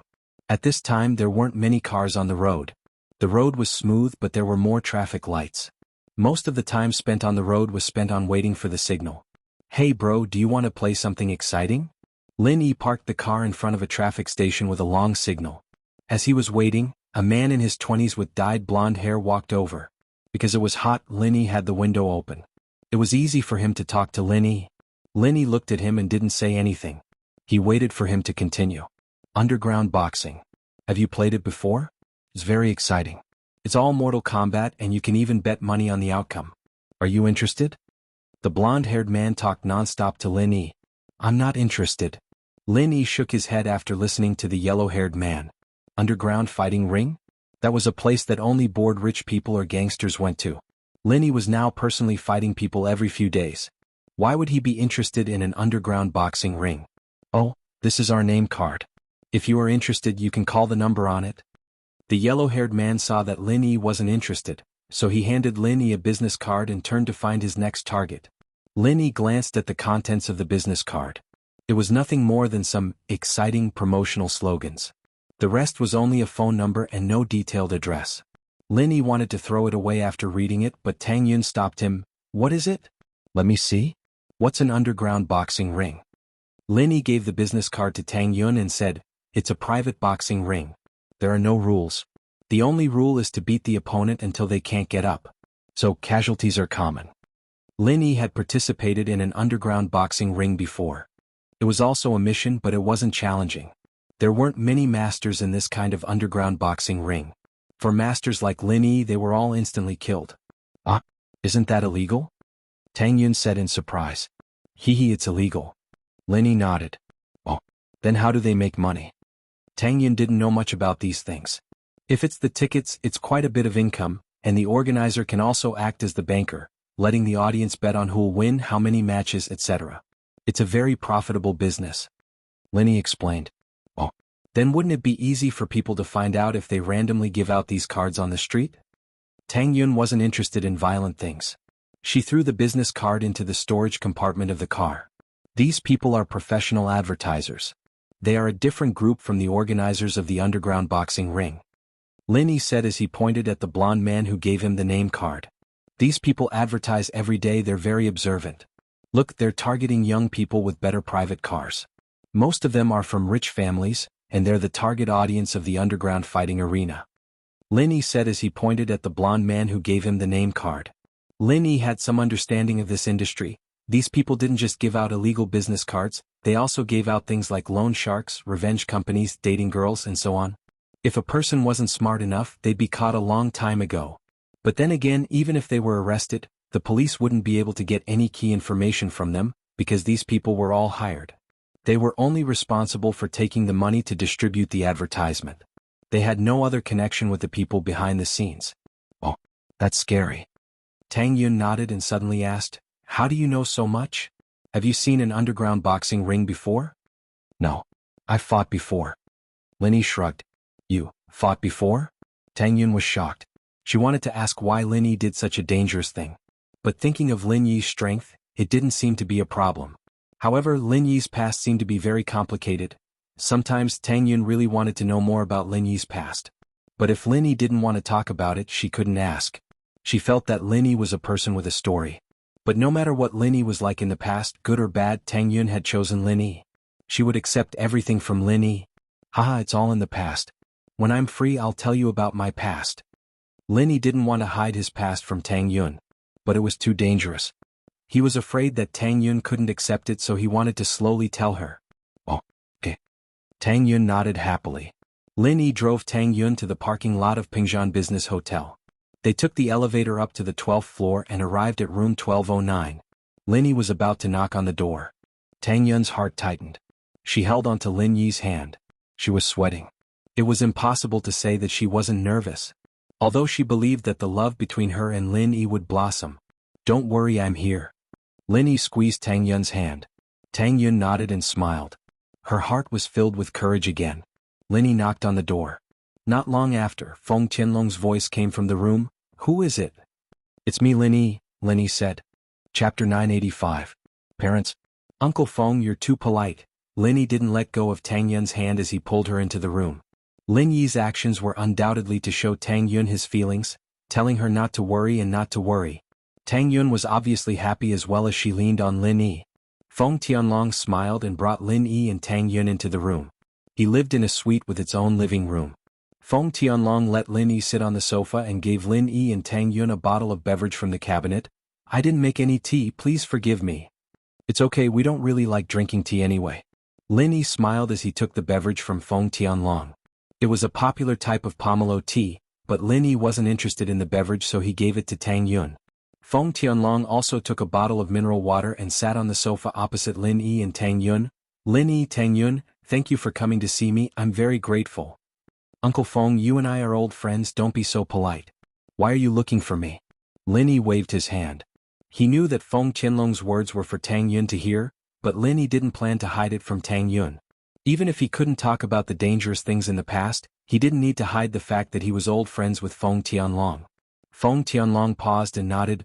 Okay, then I'll go straight to the topic. I'm looking for you because I want to talk about Xiao Xiao. Uncle Feng, since you know that I have a girlfriend, then there's nothing between me and Xiao Xiao. You know that? Lin Yi repeated the question in front of Tang Yun. I know. Feng Tianlong waved his hand. It's Xiao Xiao's unrequited love, I can see that. She didn't tell me that she had any special relationship with you. Tang Yun felt relieved after hearing Feng Tianlong's words. The situation she expected didn't happen, and Feng Tianlong didn't throw out a large sum of money to make her leave Lin Yi. This made her feel much better. Then why did Uncle Feng ask me to come? Lin Yi looked at Feng Tianlong in confusion. It's like this, do you know about Xiao Xiao's illness? Feng Tianlong sighed and went straight to the point. Xiao Xiao's illness? Is she sick? Lin Yi was taken aback and asked in confusion. I just had a meal with her. Is she sick? Oh, you don't know? Didn't Xiao Xiao tell you?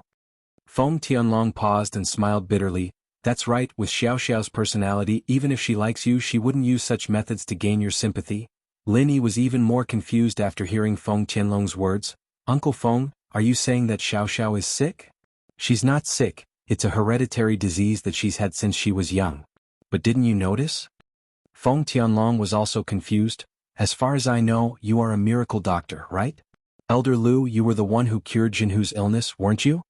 Lin Yi frowned but then understood. With Feng Tianlong's intelligence, it wasn't hard for him to know this. So he nodded and said, that's right, I cured him. Seeing Lin Yi frown, Feng Tianlong said, the news that you cured Lu Jianghu's illness is no longer a secret. It's already spread in the upper class of Yanjing. It should be House Lu who spread the news. I just got the news. Tianlong was right. He told his underlings to pay attention to any news related to Lin Yi, and so when the news of Jianghu being cured by Lin Yi spread, Tianlong's underlings reported it to him immediately. Feng Tianlong had wanted to wait a few days before looking for Lin Yi, but after hearing this news, he couldn't hold back the anxiety in his heart. If Lin Yi could cure Lu Jianghu's illness, Then could he cure Xiao Xiao's hereditary disease too? And so, when Xiao Xiao called him and told him that she told Lin Yi, Feng Tianlong couldn't wait to call Lin Yi. But the reason why he called Tang Yun over was because he had a backup plan. If Lin Yi could cure Xiao Xiao's illness, then that would be great. But what if Lin Yi couldn't? They spread the news themselves. Lin Yi sighed, understanding House Lu's intentions. House Lu was supposed to keep this a secret, but to spread the news at a time like this, their intentions were clear. They were making their stance clear to House Yu and Xiao family. House Yu and Xiao family were enemies with Lin Yi, but House Lu was indebted to Lin Yi, so naturally they wouldn't help House Yu and Xiao family. They would even stand on Lin Yi's side if necessary. Lin Yi understood House Lu's intentions and he didn't blame them. Instead, he thought that House Lu was quite interesting. At a time like this, they dared to make such a big bet? Weren't they afraid that House Yu and Xiao family would destroy him and then destroy House Lu?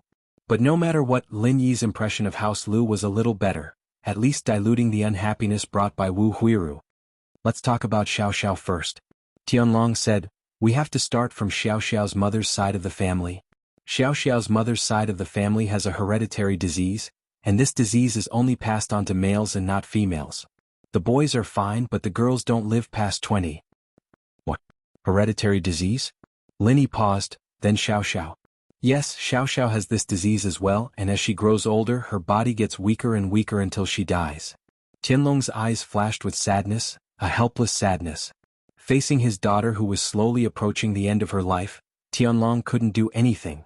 He couldn't save his daughter and he couldn't change anything. Back then when his wife left him he was very sad.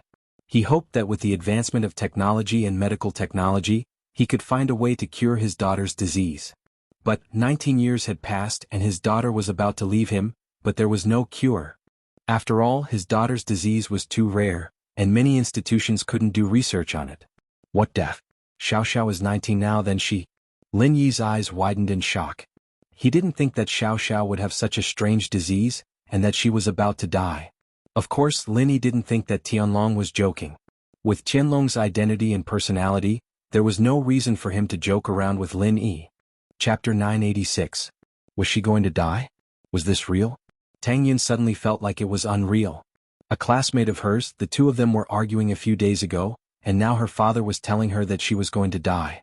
Tang Yun was a little angry at Xiao Xiao for lying to her, and hated her for coming between her and Lin Yi, but she never would have thought that Xiao Xiao was someone who was going to die. This news was too much of a shock to Tang Yun. Xiao Xiao. She's going to die? Tang Yun's voice was shaking. She was angry at Xiao Xiao but she didn't want her to die. It was like when she first heard about Mingyao's accident.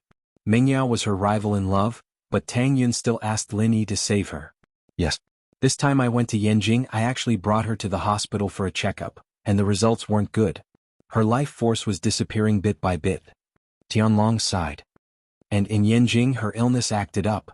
The symptoms were the same as her mother's but you saved her. Lin Yi, you can save Xiao Xiao, right? Last time at the hotel Xiao Xiao suddenly fainted, was it her illness? Lin Yi remembered that time when Xiao Xiao fainted strangely, and when she fainted she almost sucked all her energy dry. But Lin Yi didn't find any illness on Xiao Xiao's body. As far as Lin Yi was concerned, Xiao Xiao was a very normal person. She wasn't sick at all, and although he thought it was strange, he didn't pay much attention to it. But now that Tianlong said it, Lin Yi felt that it was strange. How could a normal person absorb all the energy in his body without getting injured? This didn't make sense. And Lin Yi suddenly remembered the question Xiao Xiao asked him today. Xiao Xiao had asked Lin Yi to see how long she could live, and Lin Yi had thought that she was joking. He didn't take it seriously and just brushed it off, but now it seemed that Xiao Xiao really was asking how long she could live. Yes, Xiao Xiao can't eat too much cold food such as seafood. Feng Tianlong said, she ate too much seafood last time and got sick? But if nothing goes wrong she won't be able to wake up that time. But you made her wake up again. I have to say this is a miracle. Lin Yi was shocked by Tianlong's words. He didn't think that Xiao Xiao would almost die last time at the hotel. If he hadn't gone back to the hotel with Xiao Xiao and left her alone in the hotel, the consequences would have been unthinkable. He might never see her again. Does she know that she can't eat cold food? Lin Yi asked with a bitter smile. She knows, but this kid, sometimes she doesn't care about the consequences when she's impulsive. Tianlong shook his head. She knows that she doesn't have long to live, so she's very casual and does whatever she wants. She's afraid of regrets when she dies. Ha, I can tell. Lin Yi shrugged, but Xiao Xiao's personality was quite cute now. But what she's doing isn't wrong either. She can live a carefree life in her short life, she won't have any regrets. Tang Yun, who was at the side, couldn't help but be moved. She'd never thought that Xiao Xiao would hide it so deeply, hiding the pain in her heart and acting happy every day. She looked so bright and cheerful, but she was actually the one in the most pain. Lin Yi, you can save Xiao Xiao, right? Tianlong looked at Lin Yi with hope. I can't. Lin Yi answered straightforwardly, I haven't even found out what's wrong with her. As far as I'm concerned, she's not sick at all. How am I supposed to cure her? Lin Yi wasn't trying to discourage Tianlong, he was just stating the facts.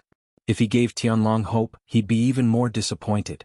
Tianlong's face darkened. When he called Lin Yi over, he was filled with hope. After all, Lin Yi saved Lu Jianghu, and most importantly, Lin Yi was the one who saved Xiao Xiao's last relapse. But it wasn't cured.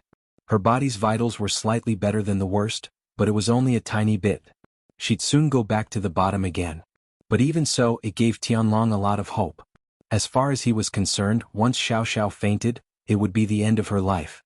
No medical treatment would be able to save her, but Lin Yi could save her. But Lin Yi's words were like a hammer to Tianlong's head, he couldn't accept it. Then how did you save Xiao Xiao last time? Why don't you check Xiao Xiao's condition again? I just transferred all the pure qi in my body to her, it's not much of a cure.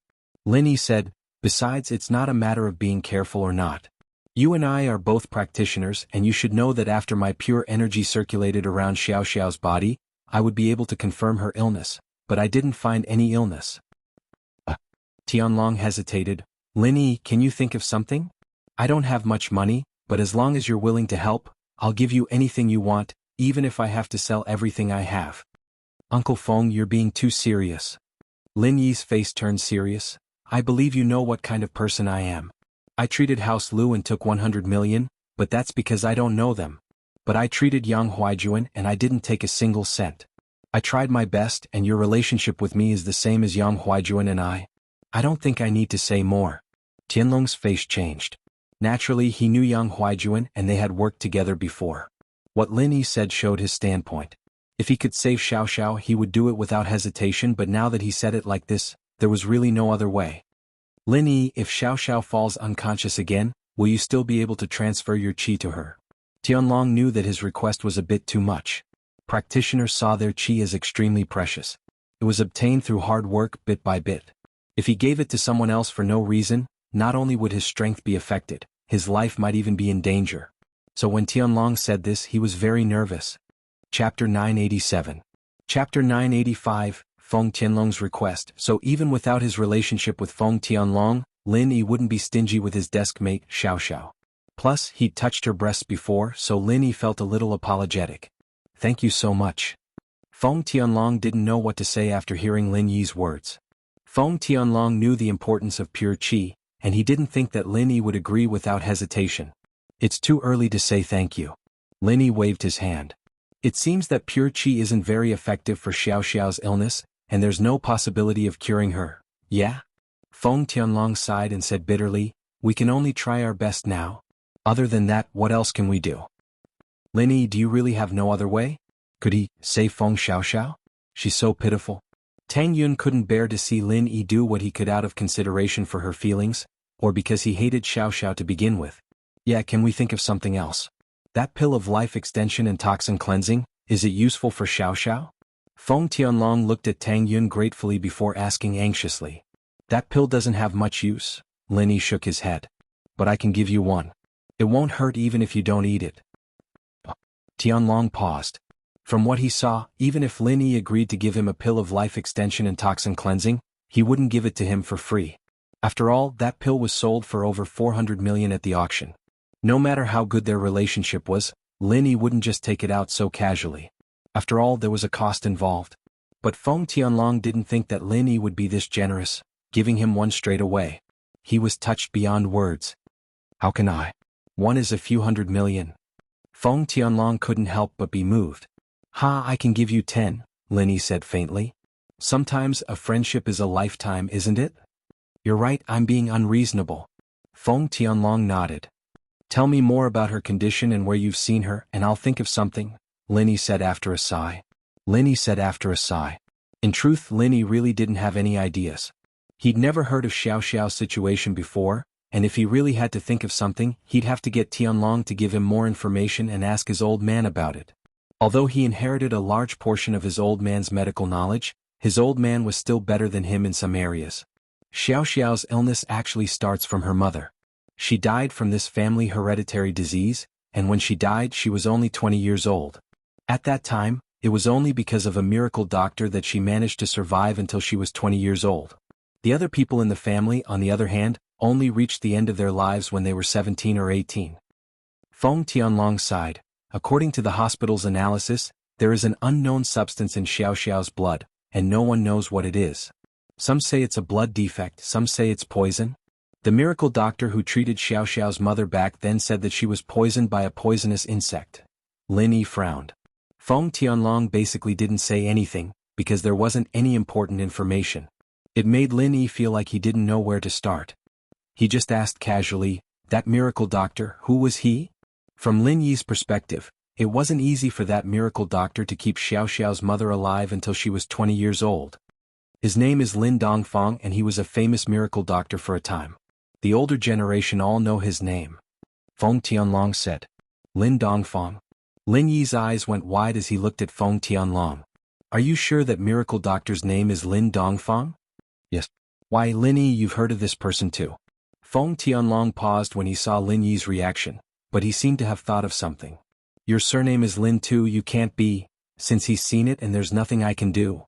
Lin Yi smiled bitterly. He's my old man, the person who taught me medicine. Old man? He's your father?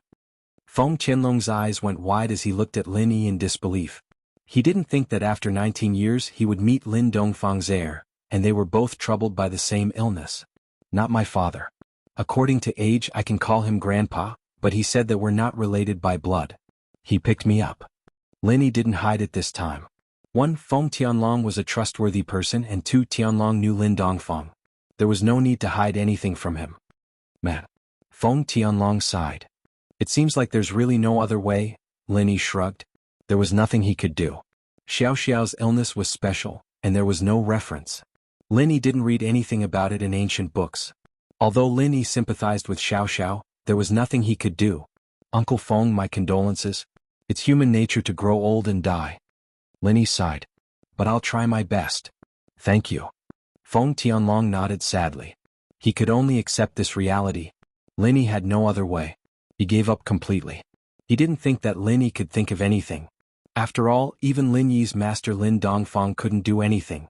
What could Lin Yi do? Xiao Xiao is already 19. I'm afraid she'll die in a year and a half. Feng Tianlong said sadly. Lin Yi didn't know what to say. He had seen too many people die and Feng Tianlong was the same. But when it came to his daughter he would still feel sad. Lin Yi. Feng Tianlong hesitated. I have a request. Please say it, Uncle Feng. Don't say anything. I'll do it if I can. Lin Yi said quickly. I can tell that Xiao Xiao likes you. Feng Tianlong raised his head and looked at Lin Yi. Probably. Lin Yi nodded and waited for Feng Tianlong to continue. Tang Yun's heart jumped. She raised her head as well. Chapter 988. Tang Yun's decision. Uncle Feng, you want me to be Xiao Xiao's boyfriend? Lin Yi naturally understood what Tianlong meant, but he shook his head. But this isn't a game. Forgive me, but I can't agree to it. After all, I have feelings for Xiao Xiao, but I already have a girlfriend. Lin Yi, listen to me first. This is why I asked your girlfriend to come as well. Tianlong said. Although I know that this isn't fair to your girlfriend, as a father, I also want my daughter to be as happy as possible before she reaches the end of her life, without any regrets. Of course, I'm not asking you to break up with your girlfriend. You just need to pretend and play along. Trick Xiao Xiao and let her die without regrets. This is a father's wish. I hope you can agree to it. With that, Tianlong stood up and was about to bow to Lin Yi. Lin Yi jumped in fright and quickly got up to stop Tianlong. He smiled bitterly. Uncle Feng, what are you doing? If there's anything, let's discuss it. Why do you have to do this? Uncle Feng, I promise you. Lin Yi hadn't agreed yet when Tang Yun spoke up first. Uncle Feng, I'll cooperate with Lin Yi and put on a good show. I'll let Xiao Xiao walk the last part of her journey without regrets. Tang Yun was really touched. Plus, Tianlong made it clear that he only wanted Lin Yi to pretend to be Xiao Xiao's boyfriend. From Tang Yun's point of view, so what if it was real? What was there to fight with someone who was about to die? Even if she had to give Lin Yi to Xiao Xiao for a year, Tang Yun could accept it. After all, she and Lin Yi had a long road ahead of them, and Xiao Xiao only had less than a year to live. This was the unfairness of fate. Tang Yun sympathized with her, and naturally she agreed to Qianlong's request without hesitation. Tianlong thought that Tang Yun was the biggest obstacle, but he didn't think that the first one to agree would be Tang Yun. This touched Feng Tianlong and made him fall in love with Tang Yun, this kind girl. Not every girl had this kind of selfless spirit. Tang Yun, thank you. Feng Tianlong thanked Tang Yun seriously. Don't say that. Xiao Xiao is my classmate and I want her to be happy. Tang Yun shook her head. Thank you. Lin Yi, can you agree to my request? Tianlong knew that Lin Yi hadn't said anything yet. Although Tang Yun had agreed, Lin Yi was the one who was in charge. What else can I say? Lin Yi smiled bitterly. Does this count as an order to hit on a girl? Ah. Tianlong heard Lin Yi's words and laughed happily. You guys can have more contact with each other. I'm not afraid of my daughter being taken advantage of, and I don't need you to be responsible. It's best if you have a son or daughter, and I won't be lonely when I'm old. Wah. Lin Yi's eyes went wide, shocked by Tianlong's words. Tang Yun's face changed as well. Let Lin Yi and Xiao Xiao have a child? Although Tang Yun sympathized with Xiao Xiao, and was willing to let Lin Yi pretend to be her boyfriend, asking Xiao Xiao to have a child with Lin Yi, Tang Yun felt weird no matter how she looked at it. What would happen after the child was born? If Xiao Xiao really died, then Lin Yi would take care of a child and she would be a stepmother? Tang Yun couldn't accept it, at least not now. How old was she, and she was already a stepmother? How strange. Uncle Feng, I'm afraid I can't agree to your request. Lin Yi shook his head and smiled bitterly. Lin Yi, I know you're worried about the child's future, but I can promise you that I won't let you take responsibility, and I won't let you take care of the child. Tianlong said. I will take care of the child myself. If you don't want to, I won't tell the child who his father is. Uncle Feng, let's put this aside for now, okay? Let's not talk about whether or not Xiao Xiao will agree. Even I don't have that deep of a relationship with her, so it won't be too late to talk about it when it really comes to that. Lin Yi waved his hand. Plus, if it really comes to that, I will recognize the child. I can't let the child be without a mother or a father. That? Tianlong sighed. Lin Yi's words sounded nice, but Tianlong knew that Lin Yi was just rejecting him in a roundabout way. Lin Yi and his daughter probably wouldn't get to that step for a while, and his daughter didn't have long to live. It would be too late in the future. Since Yun Yun has agreed, then I won't be unreasonable. I can only say that I'll do my best, but I won't abandon Yun Yun. If Xiao Xiao can accept Yun Yun, then there's no problem, but if she still rejects Yun Yun, then I won't let Yun Yun suffer. Lin Yi sympathized with Xiao Xiao and couldn't reject Tianlong, but at the same time he didn't want Tang Yun to suffer for no reason. Lin Yi, I'm fine. Don't worry about me, it's just 1 year, I'll just endure it. Tang Yun quickly shook her head. She'd already made her decision, so how could she go back on it? Then we'll talk about it when the time comes. Lin Yi didn't continue this topic. Lin Yi, Tang Yun, I have one more request. Please don't tell Xiao Xiao the truth and don't let her know that you know that she has a terminal illness. She has a strong ego, and I'm afraid that she'll reject your good intentions if she knows the truth. Tianlong reminded. Don't worry, Uncle Feng, I know what to do. We won't say anything, Lin Yi nodded. Then I'm relieved. Tianlong said, then there's nothing else. Do you guys have time? I'll treat you guys to a meal to express my gratitude. Uncle Feng, there's no need for a meal. Lin Yi waved his hand. Tang Yun and I still need to go back to school. Uncle Feng, you don't have to be so polite. You're asking me to date your daughter and you're treating me to a meal? I feel very awkward. Ah. Tianlong was amused by Lin Yi. All right, then in the future when you come back with Xiao Xiao, we'll go for a meal. Lin Yi nodded and said goodbye to Tianlong, leaving Pingzhan Business Hotel with Tang Yun. In the car, Lin Yi turned to Tang Yun. Yun Yun, don't hurt yourself? Chapter 989. What do I mind? But you. Lin Yi thought that Tang Yun was going against her will, but it seemed like she was doing it willingly. I'm fine really. If Xiao Xiao accepts me and lets me be by your side, then that's great. If she doesn't, then I'll just watch you guys from the side. Tang Yun said with a carefree smile. Lin Yi nodded and didn't say anything else. He really didn't think that things would come to this, and that Xiao Xiao had such a tragic background. It was impossible to tell from the surface, and if Tianlong hadn't told him the truth, Lin Yi would have thought that Xiao Xiao was just a healthy, naughty girl.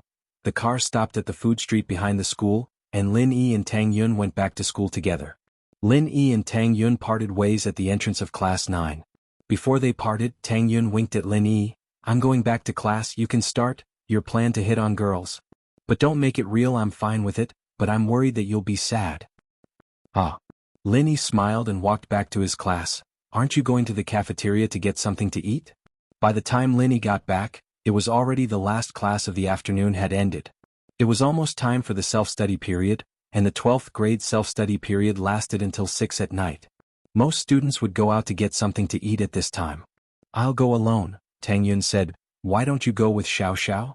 She'll get suspicious if the change is too sudden. Let's take it slow. Lin Yi shook his head. I'll ask her later, we'll go to the cafeteria together. Sure. Tang Yun nodded. Lin Yi was right. If Lin Yi did a 180-degree change in attitude, then Xiao Xiao would really get suspicious. Back in the classroom, Lin Yi saw Xiao Xiao sitting alone in her seat. His heart ached. Xiao Xiao didn't have any real friends and all the other students in the classroom had gone out to buy food. Only Xiao Xiao was there. Lin Yi quickly walked to the seat and sat down. Xiao Xiao raised her head when she heard the noise. It was Lin Yi and she couldn't help but be happy.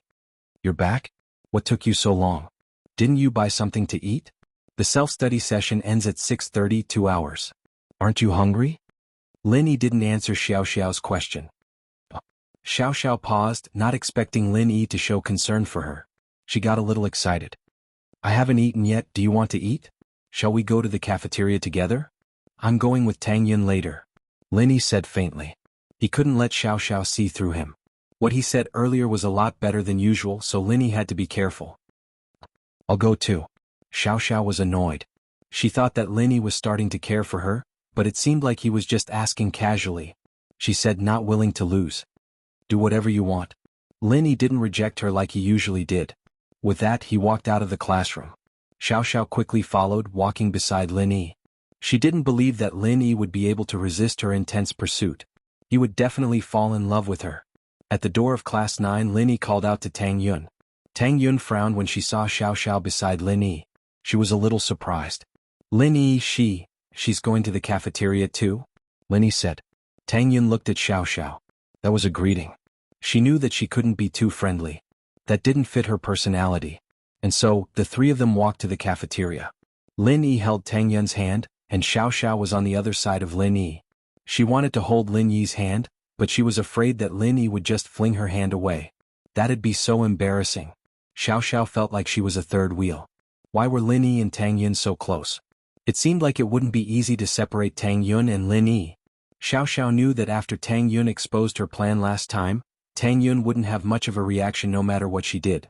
Hoping for Lin Yi to fall in love with her and then dump Tang Yun was an even more impossible mission. At least, Xiao Xiao didn't think that she'd be able to accomplish it in her lifetime. Was it time for him to change his strategy? Looking at Lin Yi and Tang Yun, who were stuck together like glue, Xiao Xiao's little brain started spinning again. Maybe she wouldn't let Lin Yi dump Tang Yun, but let Lin Yi fall in love with her and Tang Yun at the same time. If she died, Lin Yi would be sad, right? But he still had Tang Yun. What if he didn't feel anything after she died? Wouldn't she die for nothing? Whatever, she was going to die sooner or later anyway. She couldn't take revenge on Lin Yi, so she'd just pretend that she was testing the feeling of love on Lin Yi. She didn't have to worry about hurting Lin Yi anyway. It's decided. Xiao Xiao comforted herself. At that thought, Xiao Xiao felt relieved. She didn't feel that much hostility towards Tang Yun anymore. The three came to the cafeteria and Lin Yi went to buy food. He knew what Tang Yun usually ate, but he didn't know what Xiao Xiao liked to eat. Xiao Xiao, what do you want to eat? I'll eat whatever you guys eat. Are you going to treat me? Xiao Xiao was happy that Lin Yi was going to treat her. Xiao Xiao didn't know why she was so happy. Sometimes, the person you didn't understand the most was yourself. Lin Yi nodded. I didn't have the beef noodles for lunch. I'll treat you again. Then I'll eat whatever you guys eat. Xiao Xiao wasn't a picky eater either. Okay. Lin Yi nodded and went to buy food. Before he left, he looked at Tang Yun, who gave him a reassuring look. Xiao Xiao, what do you want? After Lin Yi left, Tang Yun looked at Xiao Xiao coldly. I like Lin Yi. What can't I? Do you mind? Xiao Xiao didn't expect Tang Yun to suddenly make things difficult for her, but she wasn't a weak person. She replied with confidence. Mind what? Tang Yun curled her lips. Someone's dumb enough to want to be Lin Yi's mistress. Why would I mind? I'm happy but I'm afraid that Lin Yi won't like you. Chapter 990. A win-win situation? Didn't she say the same thing to Tang Yun before? She said that if Tang Yun performed well, she'd let her be a mistress, and now Tang Yun was throwing those words back at her. At that thought, Xiao wasn't annoyed at all. She was actually happy. Tang Yun, since you said that, then I'm sorry. I'm not like you, I don't get angry, I'll just go with the flow. I like being a mistress. It's so nice being a second wife, it's so tiring being the main wife. You're always jealous. Xiao giggled. Tang Yun, what if Lin Yi really likes me? Are you sure you'll take responsibility for what you said? Tang Yun was at a loss for words. She seemed to be hesitating. What, you don't dare to say anything now? Xiao teased. Of course I'll keep my words. If Lin Yi really likes you, then I won't have anything to say. Tang Yun said decisively as if provoked by Xiao. If he accepts you, then I'll accept you. Alright, it's a deal then. Xiao was pleased. Tang Yun didn't have as many ideas as she did, falling for it just like that. It's a deal then. Tang Yun humphed. Then from now on, don't give me any face, don't let me get close to Lin Yi. Xiao said. As long as he doesn't say anything, I'll be with you. Tang Yun nodded, blushing. Alright, for fairness' sake, the three of us will eat together, go to school together and leave together. Xiao continued to test Tang Yun's bottom line. She wanted to take advantage of Tang Yun's impulsiveness to get more benefits. Fair is fair. I'll let you know if I'm going on a date with him, alright? Tang Yun said angrily. It'll be useless even if I give you the chance. It's not that easy to be a mistress. Then just wait and see. Xiao almost jumped up and cheered 3 times. Tang Yun was still too immature, getting tricked by her just like that. Xiao didn't believe that Lin Yi wouldn't fall for her if she wasn't a threat to Tang Yun. Let's wait and see. Tang Yun sneered, who's afraid of who? Lin Yi is back. I hope you will keep your promise. Tang Yun sis? Xiao called Tang Yun that because she wanted to solidify her identity as Tang Yun's mistress so that Tang Yun couldn't go back on her word. Sure, little sister Xiao. Tang Yun purposely emphasized the words, little sister Xiao. Xiao was overjoyed. She was really lucky today. As long as Tang Yun didn't object, what did she have to worry about? Tang Yun, on the other hand, looked at Xiao's happy face, and her lips curled into a smile. Just who was the one who had the upper hand in this fight? Tang Yun wasn't an idiot at all, she'd cleverly used the conflict between her and Xiao to set up a trap for Xiao. She'd probably still think she was an idiot, right? But this was a win-win situation, wasn't it? When Lin Yi came back, Tang Yun gave Lin Yi a look of success, which surprised Lin Yi. Tang Yun and Xiao had some sort of secret agreement already? This made Lin Yi look at Tang Yun in a different light. But he pretended like he didn't know anything and put 3 bowls of wonton noodles on the table, 1 for each person. Xiao's bowl, however, didn't have any seaweed or shrimp in it. Ichim? Why do I have less food than you guys? You're biased? Xiao realized that there was nothing in her soup. She thought that Lin Yi wouldn't be biased to this extent, would he? Seaweed and shrimp are seafood, I didn't put any in for you. Lin Yi said, you fainted after eating seafood in Yanjing, are you allergic to seafood? Xiao looked at Lin Yi and Tang Yun's bowls and realized that hers was missing seaweed and shrimp. How did Lin Yi remember that? She almost forgot about it. Xiao felt a surge of warmth in her heart. It seemed that Lin Yi still cared about her, at least more than normal classmates. Yeah, but it's fine if it's just a little. Xiao said happily. Thank you for saving me when I fainted in the shower at the hotel last time. Xiao said that intentionally for Tang Yun to hear. She wanted to show how close she was with Lin Yi. But Tang Yun's face was very calm, as if it was something insignificant. She just said, oh, faintly and didn't say anything else. In fact, Tang Yun already knew how Lin Yi felt about Lin Yi from the way he rejected Tianlong today. Lin Yi might have a good impression of Xiao, but Lin Yi wasn't at the level where he liked Xiao. Tianlong had asked Lin Yi to pursue Xiao today, and even Lin Yi was hesitant. How could he have anything to do with Xiao? So when Xiao said that they were going to shower, Tang Yun didn't think much of it. Xiao said it in a flirtatious way, but who knew what the real situation was? Plus, Tang Yun had made up her mind to make Lin Yi Xiao's fake boyfriend. Even if Xiao and Lin Yi did have something, Tang Yun would just close one eye. She would remind herself not to fight with someone who was about to die. It was meaningless. So what if she won? So what if she lost? Xiao's terminal illness had determined the outcome of this. She couldn't take Lin Yi away from her. Seeing that Tang Yun didn't care, Xiao felt like she was acting alone. She looked at Tang Yun and continued, Tang Yun sis, Lin Yi seems to be really nice to me. He even knows that I'm allergic to seafood. I'll remember that too, Xiao Lil sis. I won't order seafood when I go out to eat with you next time. Tang Yun's voice was calm, but the expression on her face was that of gritting her teeth. She couldn't take it anymore. Accepting Xiao and becoming friends with her was a process. No matter how generous Tang Yun was, she couldn't build a friendship with Xiao in one day. So Tang Yun had to act like she had no choice, As long as there was a gradual process, Xiao wouldn't be suspicious anymore. Seeing Tang Yun gritting her teeth made Xiao very happy. Tang Yun sis, you're regretting it, right? You got yourself a concubine just because you wanted to fight? Wow, I'm such a genius. Xiao, you're amazing. So smart. Xiao clenched her fists, her heart filled with hope and fighting spirit. Chapter 991. Did you regret it? Lin Yi looked at Tang Yun, then at Xiao, a suspicious look on his face. What's wrong with you guys? Are you guys talking in code? Nope, haha, Tang Yun sis and I became good friends. Xiao said proudly. Right, Tang Yun sis? Yes. Tang Yun gritted her teeth. Lin Yi frowned but didn't say anything. He lowered his head and started eating. Mengyao and Yushu were sitting at a table not far from Lin Yi. Mengyao looked away and said faintly, "Let's eat, Shu." Yao, that's Xiao, why she's sitting with Shield Bro? Yushu didn't understand. Isn't she a love rival with Tang Yun? Who knows? Mengyao shook her head, confused as well. Ever since Lin Yi sacrificed himself to save her, her attitude had changed a lot. She knew that Tang Yun was irreplaceable in Lin Yi's heart, and she didn't want to go against Tang Yun anymore. That would only put her in a more passive position. Oh Yao sis, do you think that Tang Yun is afraid? Did she find a mistress for Shield Bro to fight against us? Yushu guessed. Then why don't you go ask? Mengyao frowned. Forget it. Yushu shook her head. Lin Yi, Tang Yun and Xiao lowered their heads and ate their dumplings. Lin Yi and Tang Yun wanted to talk more with Xiao, but their relationship wasn't that good. They didn't have any common topics to talk about, so after a quick meal they went back to class. When they walked out of the cafeteria, Xiao saw Lin Yi trying to hold Tang Yun's hand. She quickly grabbed Tang Yun's hand. Lin Yi, you go first. I want to talk to Tang Yun sis. Lin Yi frowned. What do you want to say? Say it in front of me. Behind your back, of course I can't let you hear it. Xiao said. Don't believe her, Yun. Lin Yi said purposefully.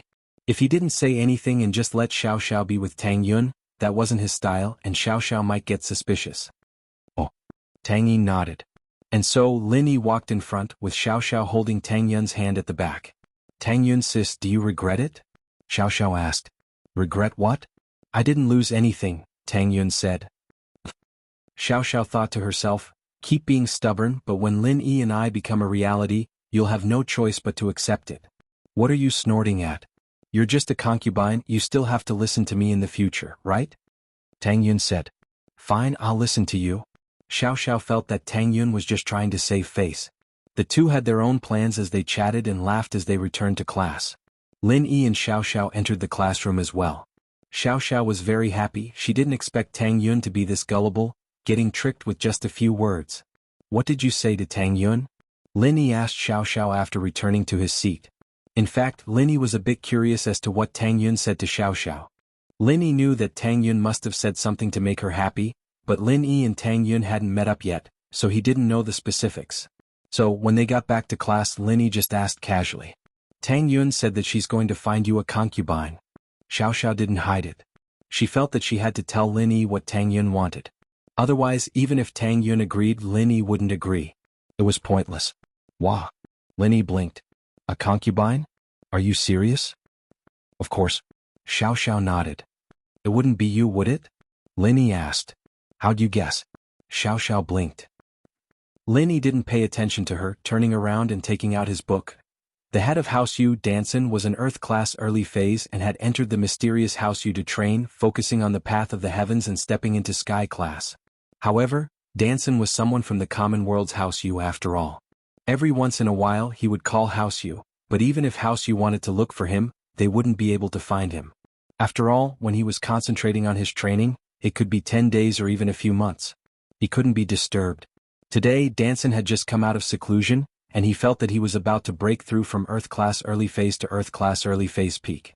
And so, he quickly called Shueixing to tell him the good news, to cheer him and Yu bide up. Shueishing didn't know what to do these past 2 days. House Yu had dominated the common world for so many years, and everyone had to listen to them.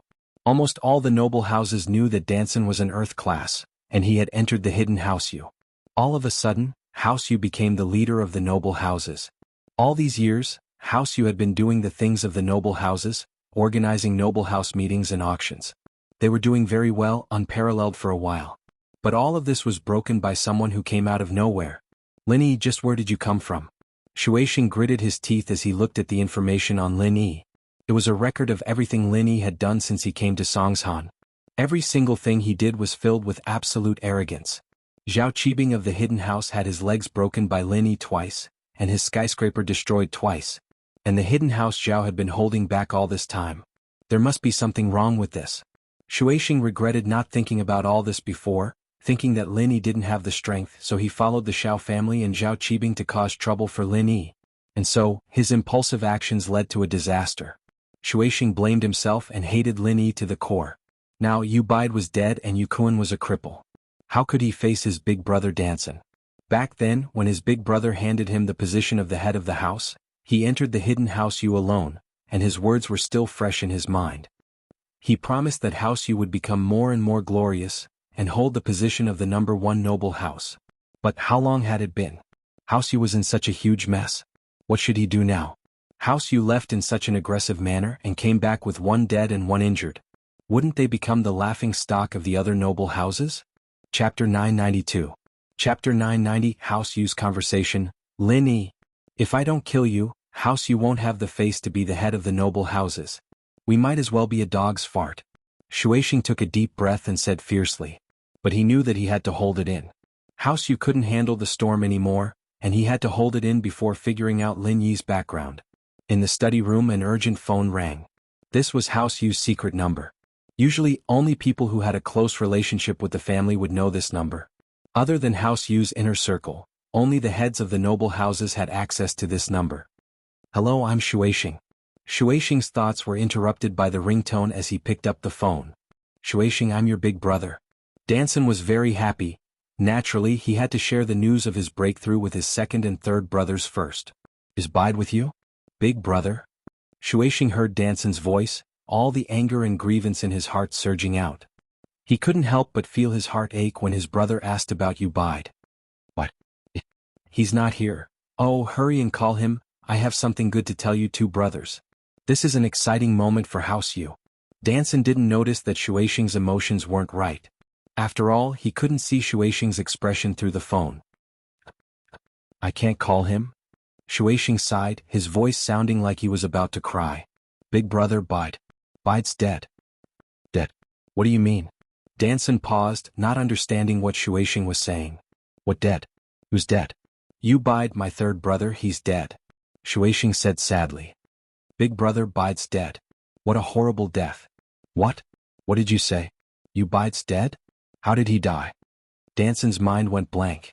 He never would have thought that Yu Bide would die. Wasn't this too strange? How long had it been since he left House Yu? Moreover, Yu Bide was a cultivator and he rarely got sick. How could he die? Someone beat him up and then a dog beat him to death. Shueishing said sternly. Third brother died a horrible death. Big brother, you have to help Bide. What did you say? Killed by a dog? Mercury, do you have a fever? It's not April Fool's today, is it? Yu Danson froze. Your third brother is an early phase mystic class master. Even if he's injured, how could he be killed by a dog? Plus, with House Yu's influence in the common world, who would dare to touch us? Big brother, why would I speak carelessly? Not only is third brother dead, but Yu Kuan is also crippled.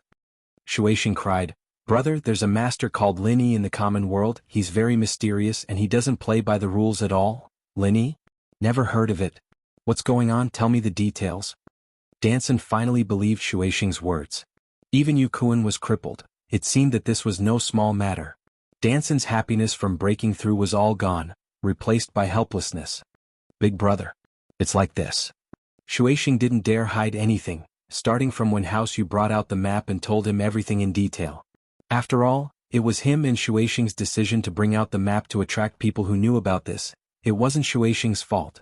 On the other side of the phone, Danson fell into silence after hearing Shueishing's words. He never would have thought that a normal merchant would have such a master by his side. But he'd never heard of this person before.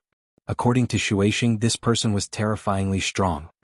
Such a heavy injury, yet he recovered so quickly, and even turned a dying dog into a practitioner dog.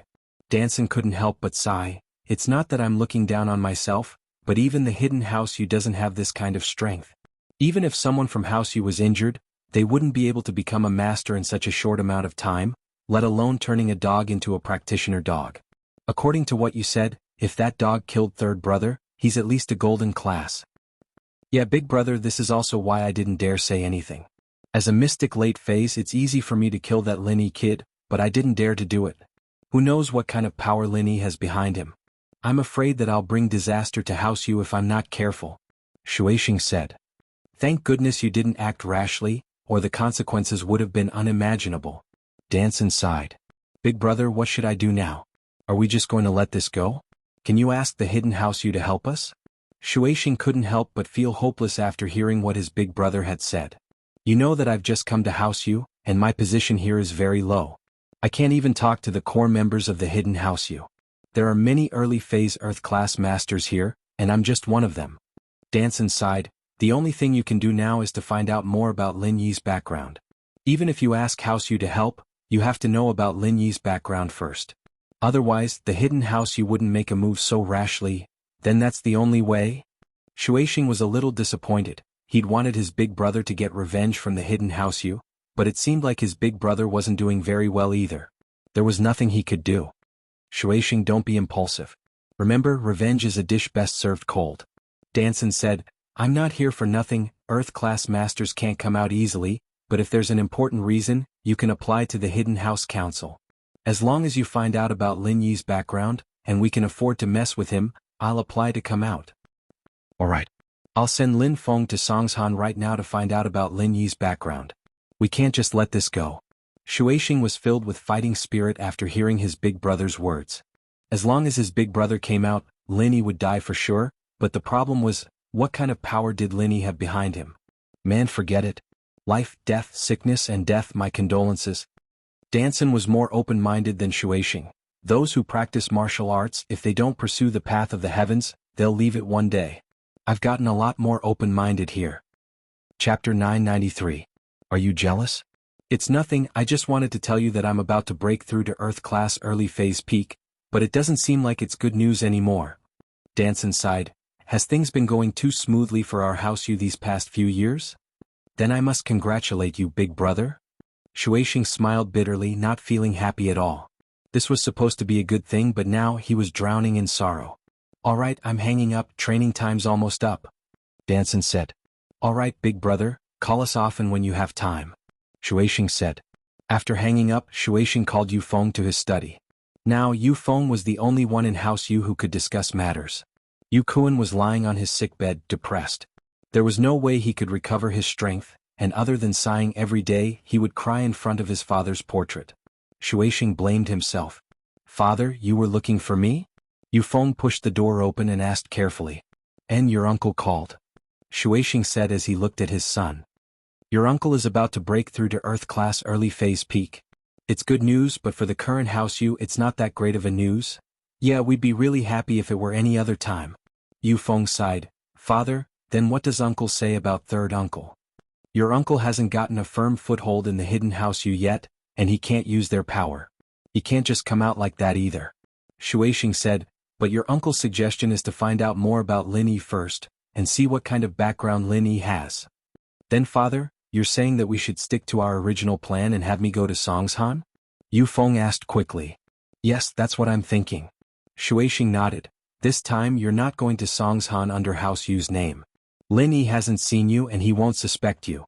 Change your name, and I'll transfer you to Lin Yi's school. You just need to investigate Lin Yi's background. I understand. Then Lin Yi and I can't have a direct confrontation, right? Yu Feng nodded and asked. That's not it. According to my investigation, Lin Yi treats different people differently. Shueishing opened the file in his hand and pushed it to Yu Feng.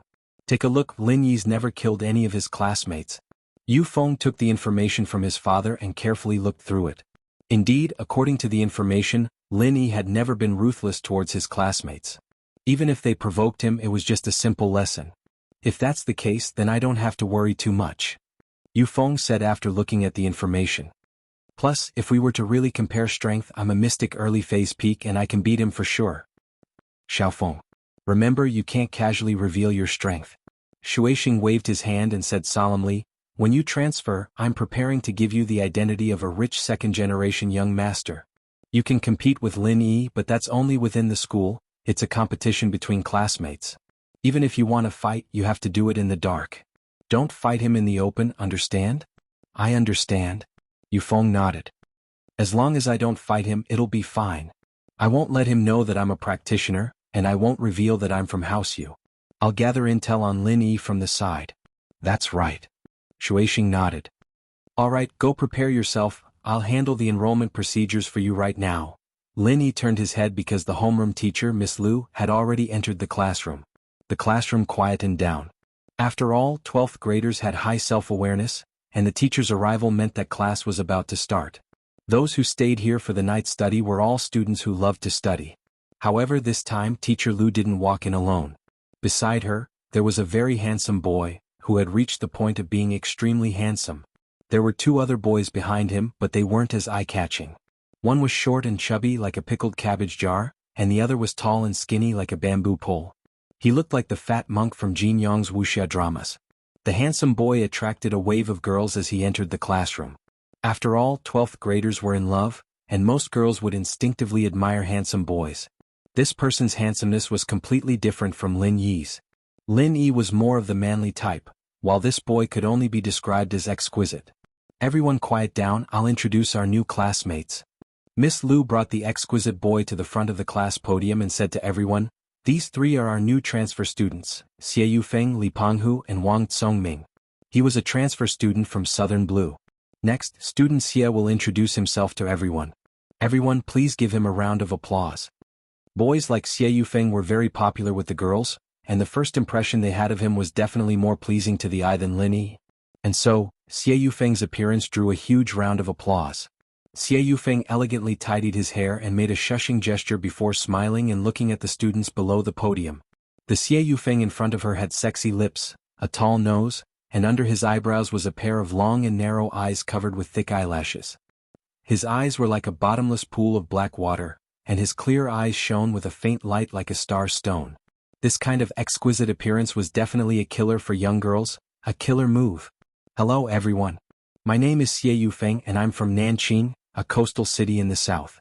Because of my family's business, I transferred to Songshan's first school. I hope we can become good friends. Thank you. Xie Yufeng said elegantly to the students. I have many hobbies, I'm good at basketball, football, singing. This guy's so handsome. Xiao Xiao couldn't help but exclaim after seeing Xie Yufeng. Really? That's great, you can sit with him later. Lin Yi smiled. Chapter 994. New transfer student, why would I be jealous of him? I'm more than happy that you like him and don't bother me anymore. Lin Yi said nonchalantly. Who said I like him? Why would I like him? Xiao Xiao shook her head. He's handsome, but people like him are just a side character. In novels and dramas, they're all tragic characters. Oh. Lin Yi paused and looked at Xiao Xiao curiously. You've seen Slam Dunk, right? Isn't Rukawa Kid very handsome? But he's just a side character. Xiao Xiao said. Look, you're not as handsome as him, but you're like Sakuragi Hanamichi. Ha. Lin Yi didn't expect Xiao Xiao's theory to be this interesting. He couldn't help but laugh. That's why I still like you. Xiao Xiao said. Lin Yi didn't say anything, only looking at Yufeng with interest. Xie Yufeng? What was the reason for him to transfer here at this time? Lin Yi wouldn't believe that this Xie Yufeng didn't have any ulterior motives. Don't forget that Lin Yi had a special cheat. He could sense the strength of a spiritual practitioner. Even if the spiritual practitioner didn't use their arts to show their strength, Lin Yi would still be able to sense their strength. What surprised Lin Yi the most was that this Xie Yufeng had the strength of a mystic early-phase peak spiritual practitioner. A person like this came here to study? Then wasn't this master a little too worthless? Any random person could be a master? But what shocked Lin Yi was Yufeng's youth.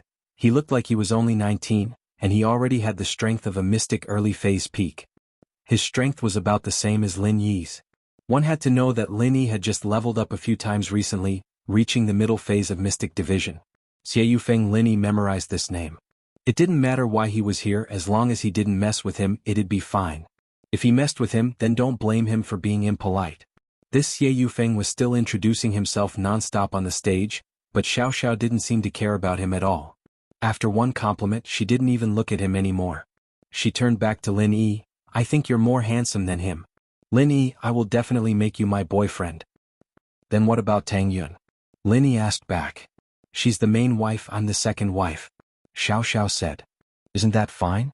Nothing will be affected. Lin Yi was speechless. Why did this girl look a little like Yushu? They were both mischievous and mischievous. Lin Yi thought about it carefully. Apart from their different styles, the two of them had something in common. Meng Yao and Yushu, on the other hand, were talking about Xie Yufeng. Meng Yao raised her head when Miss Lu was introducing the new students. She looked at the three students on the podium without any emotion in her eyes, as if she was just trying to recognize them. Meng Yao's eyes were devoid of emotion. She looked at Yufeng, Penghu, and Song Ming in the same way, not lingering on anyone's face for too long. After looking at them, Meng Yao turned her attention back to her English book. Yao Yao sis, look, that Xie Yufeng is quite handsome. Yushu said. Oh, so you don't like your shield bro anymore? Meng Yao smiled. How is that possible? Yushu shook her head. Can being handsome make a living? Shield bro can roast shark meat for me, so I still like shield bro. Ah. Meng Yao chuckled. I thought you'd fallen in love with someone else. I'm just a small wife. If Yao Yao doesn't fall in love with someone else, how could I fall in love with someone else? Yushu said. Oh. Meng Yao replied meaninglessly. Lin Yi didn't know what she was trying to say. On the stage, Yufeng had finished his self-introduction, and the crowd applauded him again. He moved slightly to the side, letting Penghu and Songming come up. I'm Penghu, Master Xie's bodyguard. Penghu didn't hide his identity at all, shaking his fat body as he spoke. I'm Songming, Master Xie's strategist. Songming did a simple self-introduction, not hiding his identity at all. These two came with Yufeng and their goal was simple. They wanted to be Yufeng's followers. They could run errands for him if he needed help. What? The crowd gasped. In this day and age, it wasn't rare for a rich young master to come to a private school like Songshan's first school, but it was rare to see two lackeys with him. Moreover, these two followers didn't hide their identity, which made the female students in the class a little envious. This was what a rich young master should be like, having a bodyguard and strategist with him when he went out, so cool. Only those popular Hong Kong dramas would have scenes like this. Yao Yao, he has followers too, but they're a far cry from Shield Bro. They're just two idiots. Yushu said, giving Penghu and Songming a direct evaluation. Maybe someone likes to bring two idiots out. Meng Yao wasn't interested in whether or not Yufeng had lackeys. It had nothing to do with her. The homeroom teacher, Mr. Lu, frowned after hearing Penghu and Songming's introduction. He didn't know what this Yufeng's background was, but he heard that he was introduced by someone from the school, and his family was powerful, but he didn't know what he did. However, Teacher Lu felt that it was a bit too much to bring along two attendants, a bodyguard and a military counselor when they went to school. After all, the chairman's daughter, Meng Yao, was also in the same class, and she didn't have any special treatment, bringing a bodyguard and strategist. In fact, the miss also had a bodyguard and strategist, but the bodyguard was Lin Yi and the strategist was Yushu. Under the podium, Pin Liang and Xiaofu were also analyzing Yufeng's background. Liang bro, where did this Xie Yufeng come from? Why did he bring two lackeys with him? Didn't he steal your limelight, Liang bro? Xiaofu said unhappily. Chapter 995. The singing competition. Who cares where he's from? It has nothing to do with us. Pin Liang said calmly. If he wants to be the boss, then let him be. As long as he doesn't mess with us, let him be. Oh? Liang bro, why are you so calm now? Xiaofu was surprised by Pin Liang's words. Fighting for the title of young thug or boss is something only a kid would do. Pin Liang said with a wave of his hand. We're mature now, we don't do that anymore. The Real Masters keep a low profile. Oh, I understand. Gao Xiaofu quickly nodded. We'll watch from the sidelines. If this Yufeng can go up against Lin Yi, then that'll be great. If not, then it has nothing to do with us. Pin Liang said faintly. Alright, the three of you can sit at the right back of the classroom for now. Teacher Lu pointed at the back of the classroom. There's an empty table there. Since you three know each other, you can sit together. If there's a suitable seat, I'll arrange it again. Teacher Lu wanted Yufeng to sit at the front, but it seemed like they weren't here to study, so Teacher Lu treated them coldly. But Yufeng and the other two weren't picky. It didn't matter where they sat. Teacher Lu told them to sit at the back of the classroom, and Yufeng nodded politely. Yes, teacher. Seeing that Yufeng didn't object and was even being polite, Teacher Lu's impression of Yufeng changed a little. Maybe Yufeng's family arranged for him to be a follower, and it had nothing to do with him. Lin Yi looked at Yufeng and shook his head when he realized that he wasn't looking at him. Was he being too cautious? But just when Lin Yi looked away, Yufeng's eyes shot towards Lin Yi. It was only for an instant, but he looked away and continued walking to his seat. How strong was Lin Yi's sixth sense? Lin Yi noticed Yufeng's gaze. Yufeng was looking at him. Why is he looking at me? Was it because she was looking at him? One had to know that the senses of mystics were very strong. As long as Lin Yi didn't try to hide it, then Yufeng would be able to tell that Lin Yi was looking at him. It was normal for him to look back. Alright, after introducing the new students, I have something to announce. Teacher Lu waited until Yufeng, Penghu, and Songming sat down before continuing, in order to relieve everyone's stress, to add some fun to the boring 12th grade life, and to let everyone relax. The school has decided to hold a singing competition for the 12th grade. First, they would compete in the class and the winners would advance to the year finals. Of course, this activity was not compulsory. Students who were interested in singing could sign up. They could sing solo or in a group. Those who did not know how to sing could also be in the audience. Of course, it doesn't matter if you're tone deaf. You can still rap and sing. Aren't rappers popular now? Teacher Lu's words caused the students in the class to burst into laughter. The 12th grade life was indeed boring, so the occasional small activity would make everyone excited. The singing competition was often held around the time of the first and second years of high school's art festival. At that time it was not a big deal, but once they entered the third year of high school, the stressful study life made many students feel suffocated. The only group activities they had were also very precious. So, Teacher Lu's words got the support of most of the students. Everyone cheered. When you're tired from studying at night, you can practice singing. Although it's just entertainment, if you can get a place in your grade, it's still a very glorious thing. Teacher Lu said, I hope everyone can sign up. The top 10 of your grade will get a scholarship of 1,000 to 10,000 yuan. Wah! Everyone was even more excited when they heard that they could get a prize. There were indeed some rich students in Songshan's first school, but most of them got in based on their results. These students didn't come from good families, so 10,000 yuan was a lot. If he could get a 10,000 yuan stipend just by singing a song, it would still be worth it. As a result, some of the students who were just here to watch the show were eager to sign up. Yao Yao, are we participating in the singing competition? Yushu asked. Of course. Meng Yao nodded. Let's go practice later. Meng Yao's father was a board member of the school board, and as the miss of the school, it was only natural that she would support and participate in all the activities organized by the school. So, every time there was an art festival, sports event, and so on, Meng Yao would always sign up. Meng Yao didn't want people to criticize her. Her identity was very sensitive, so she had to set an example. It's not good to do it at home. Our house isn't as good as KTV. Let's go practice at KTV? Yushu was more of a playful person. KTV how? Meng Yao hesitated, but Yushu was right. The karaoke system in the house had been renovated and they rarely touched it. The songs on it hadn't been updated yet, and they didn't even know if they could still use it. Going to a KTV to practice was the easiest way. But Meng Yao heard that KTV was a place where people from the underworld often went. It wasn't safe for her and Shu to go together. Then let's bring Lin Yi with us. Send him a text and ask him if he's free tonight. Oh okay. Yushu was going to bring Lin Yi with her even if Meng Yao didn't mention it. Right, let's bring Tang Yun as well. Meng Yao felt that it wouldn't be good if they brought Lin Yi without Tang Yun, so she told Shu. Tang Yun? Okay. Yushu nodded unwillingly. She subconsciously saw Tang Yun as her rival in love, but Yao Yao seemed to have accepted Tang Yun all of a sudden. Yushu wasn't used to it. At that moment, Lin Yi was talking to Xiao Xiao about the singing competition. Lin Yi, are you participating in the singing competition? Xiao Xiao asked. I don't know how to sing. Lin Yi said faintly. You don't know how to sing? I'll teach you. I know how to sing, we can do a group? Xiao Xiao suggested. Chapter 996. Chapter 994. Verified. It wasn't that Lin Yi wasn't interested, but he really didn't know how to sing. When it came to singing, Lin Yi had only heard his old man hum a couple of songs from the 70s and 80s. As for the current songs, Lin Yi had never heard of them before. He didn't even know who the superstar Su Shihan was. And so, Lin Yi decided not to sign up for the singing competition at all.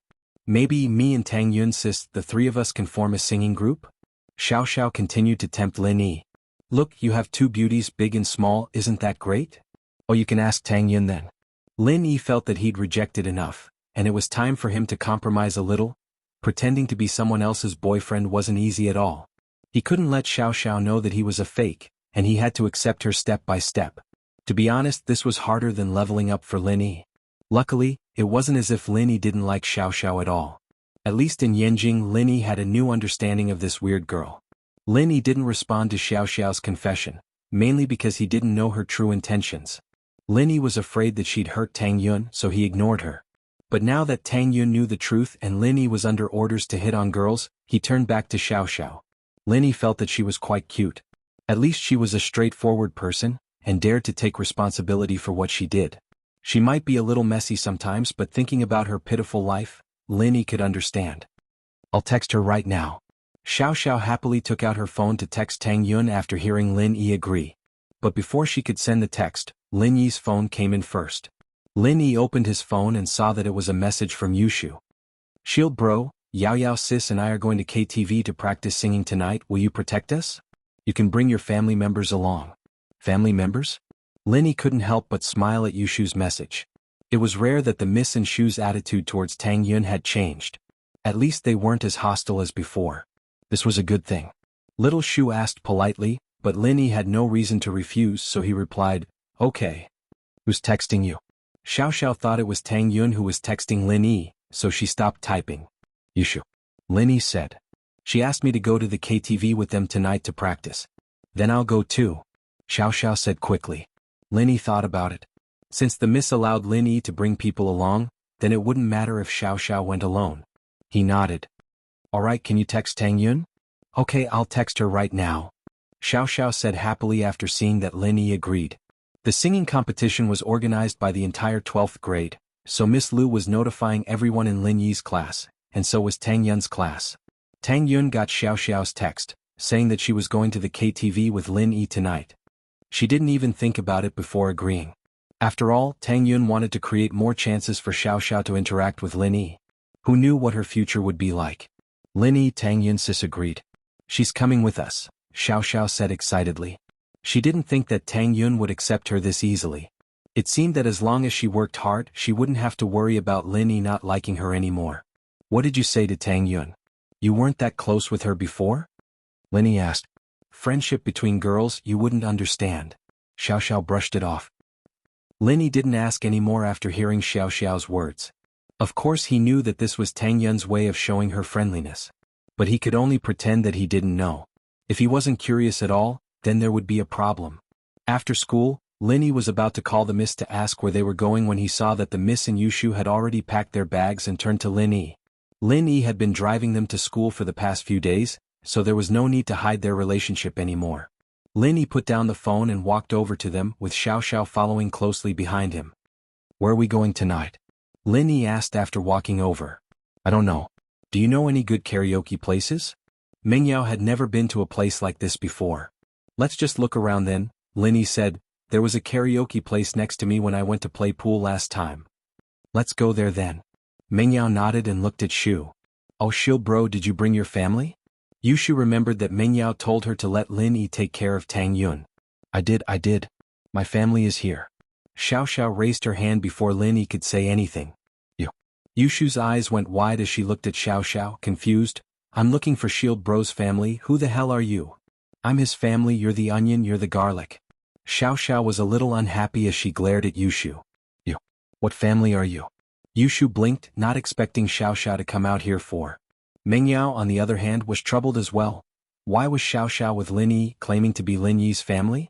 But with the Miss personality, as long as Tang Yun didn't push her too hard like last time at Fatty Lai's house, she wouldn't say anything. I'm Lin Yi's small wife. Xiao Xiao looked at Yushu proudly. You're Shield Bro's small wife? Impossible, I'm Shield Bro's small wife. Yushu glared at Xiao Xiao. You. Aren't you the best friend of Lin Yi's employer? Why are you pretending to be a small wife? Did you get Lin Yi's approval, or did you get Lin Yi's big wife Tang Yun sis's approval? Xiao Xiao mocked as she looked at Yushu. Yao Yao is Shield Bro's big wife, I'm his small wife, do I need approval? Yushu didn't want to lose, Then who did you get approval from? I got approval from Tang Yun Sis's small wife. Xiao Xiao humphed. What about you? You didn't get approval, did you? Even if you did, you're still a fake small wife. I got approval from Shield Bro, you're the fake small wife. Yushu humphed as well. Ask Shield Bro if you don't believe me. Chapter 997. Clash of Rivals. Shield Bro, is this dumb girl your little wife? Yushu looked at Lin Yi pitifully. Lin Yi smiled bitterly. He didn't think that Tang Yun and Xiao Xiao wouldn't get into a fight, but Yushu and Xiao Xiao got into a fight first. Yushu was weird and Xiao Xiao was weird. The two were at loggerheads, neither willing to give in to the other. They weren't even at the KTV yet, and they were already fighting in the classroom. But just when Lin Yi was in a difficult spot, someone came to his rescue. Wuxia Yufeng. Yufeng walked up to the podium with Penghu and Songming by his side. Everyone quiet down, young Master Xia wants to say something to everyone. Li Penghu was the first to speak. The students in the class were all curious about this new transfer student. Hearing that he had something to say, the students who were packing their bags and preparing to leave school all looked up at him. Hello everyone. I'm new to this class and I don't have much I can help you with. I'm just in time for the school's singing competition, so I'm going to invite everyone to practice at the KTV tonight. I hope you can come. Yufeng said elegantly to the students as if he wasn't inviting them to practice, but they were giving him face by doing so. One had to say this Xie Yufeng really knew how to act. This made everyone instinctively have a good impression of him.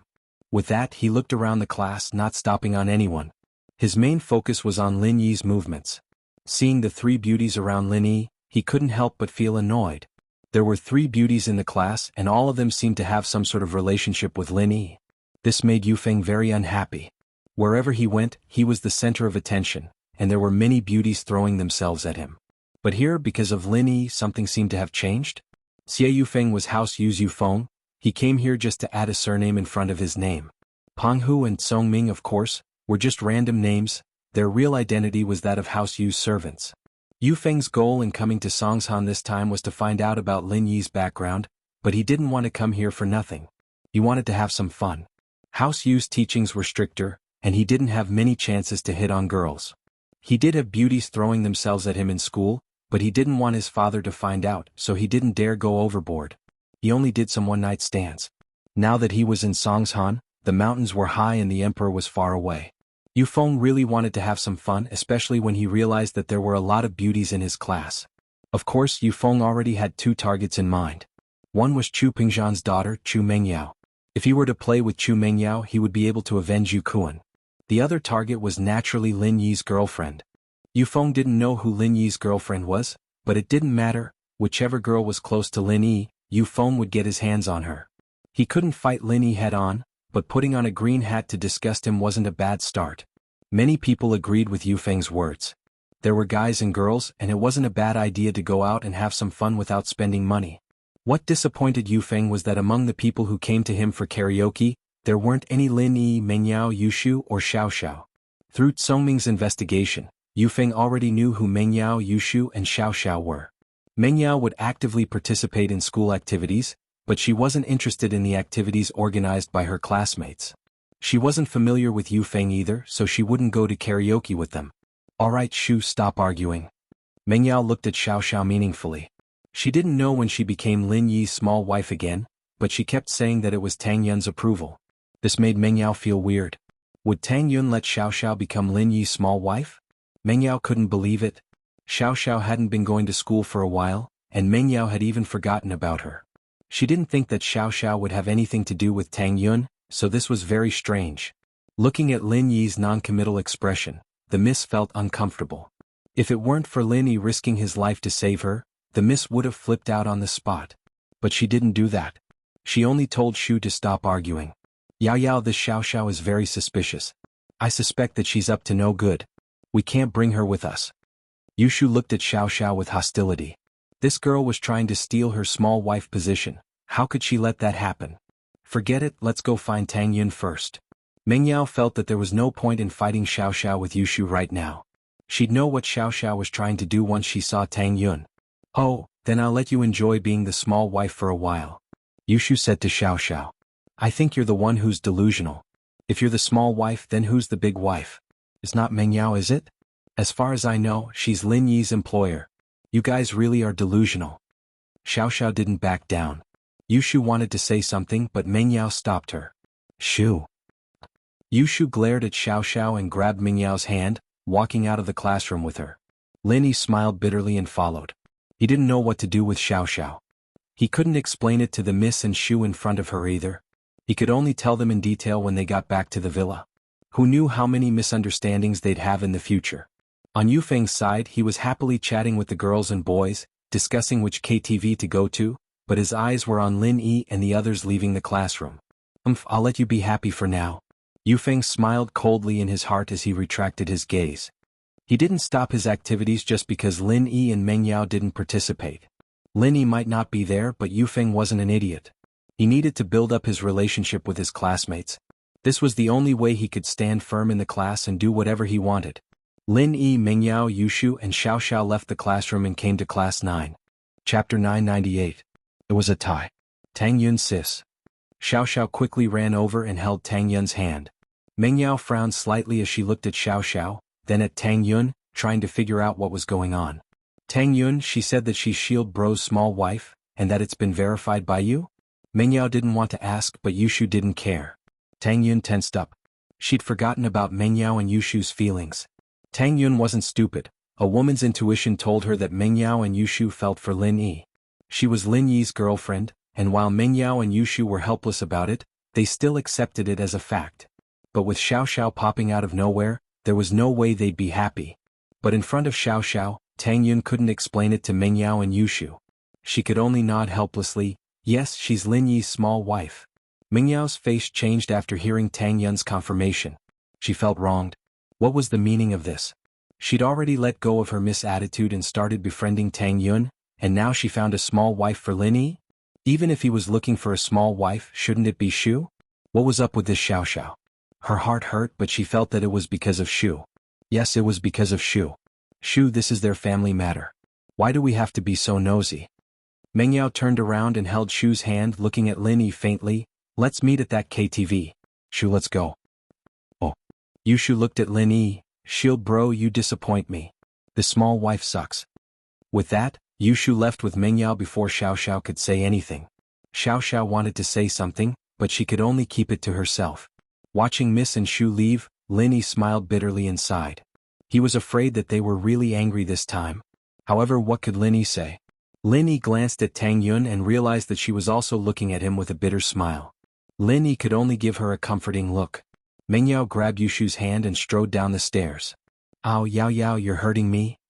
Yushu cried out in pain as Mengyao squeezed her hand. I'm sorry, Shu. Mengyao realized that she'd used too much force. It's okay, Yao Yao sis, I'm a little sad. I'm so disappointed with Shield Bro. Yushu's heart was hurting as well. She had always thought that Shield Bro liked her, and as long as Tang Yun nodded, he would accept her and Yao Yao, but now?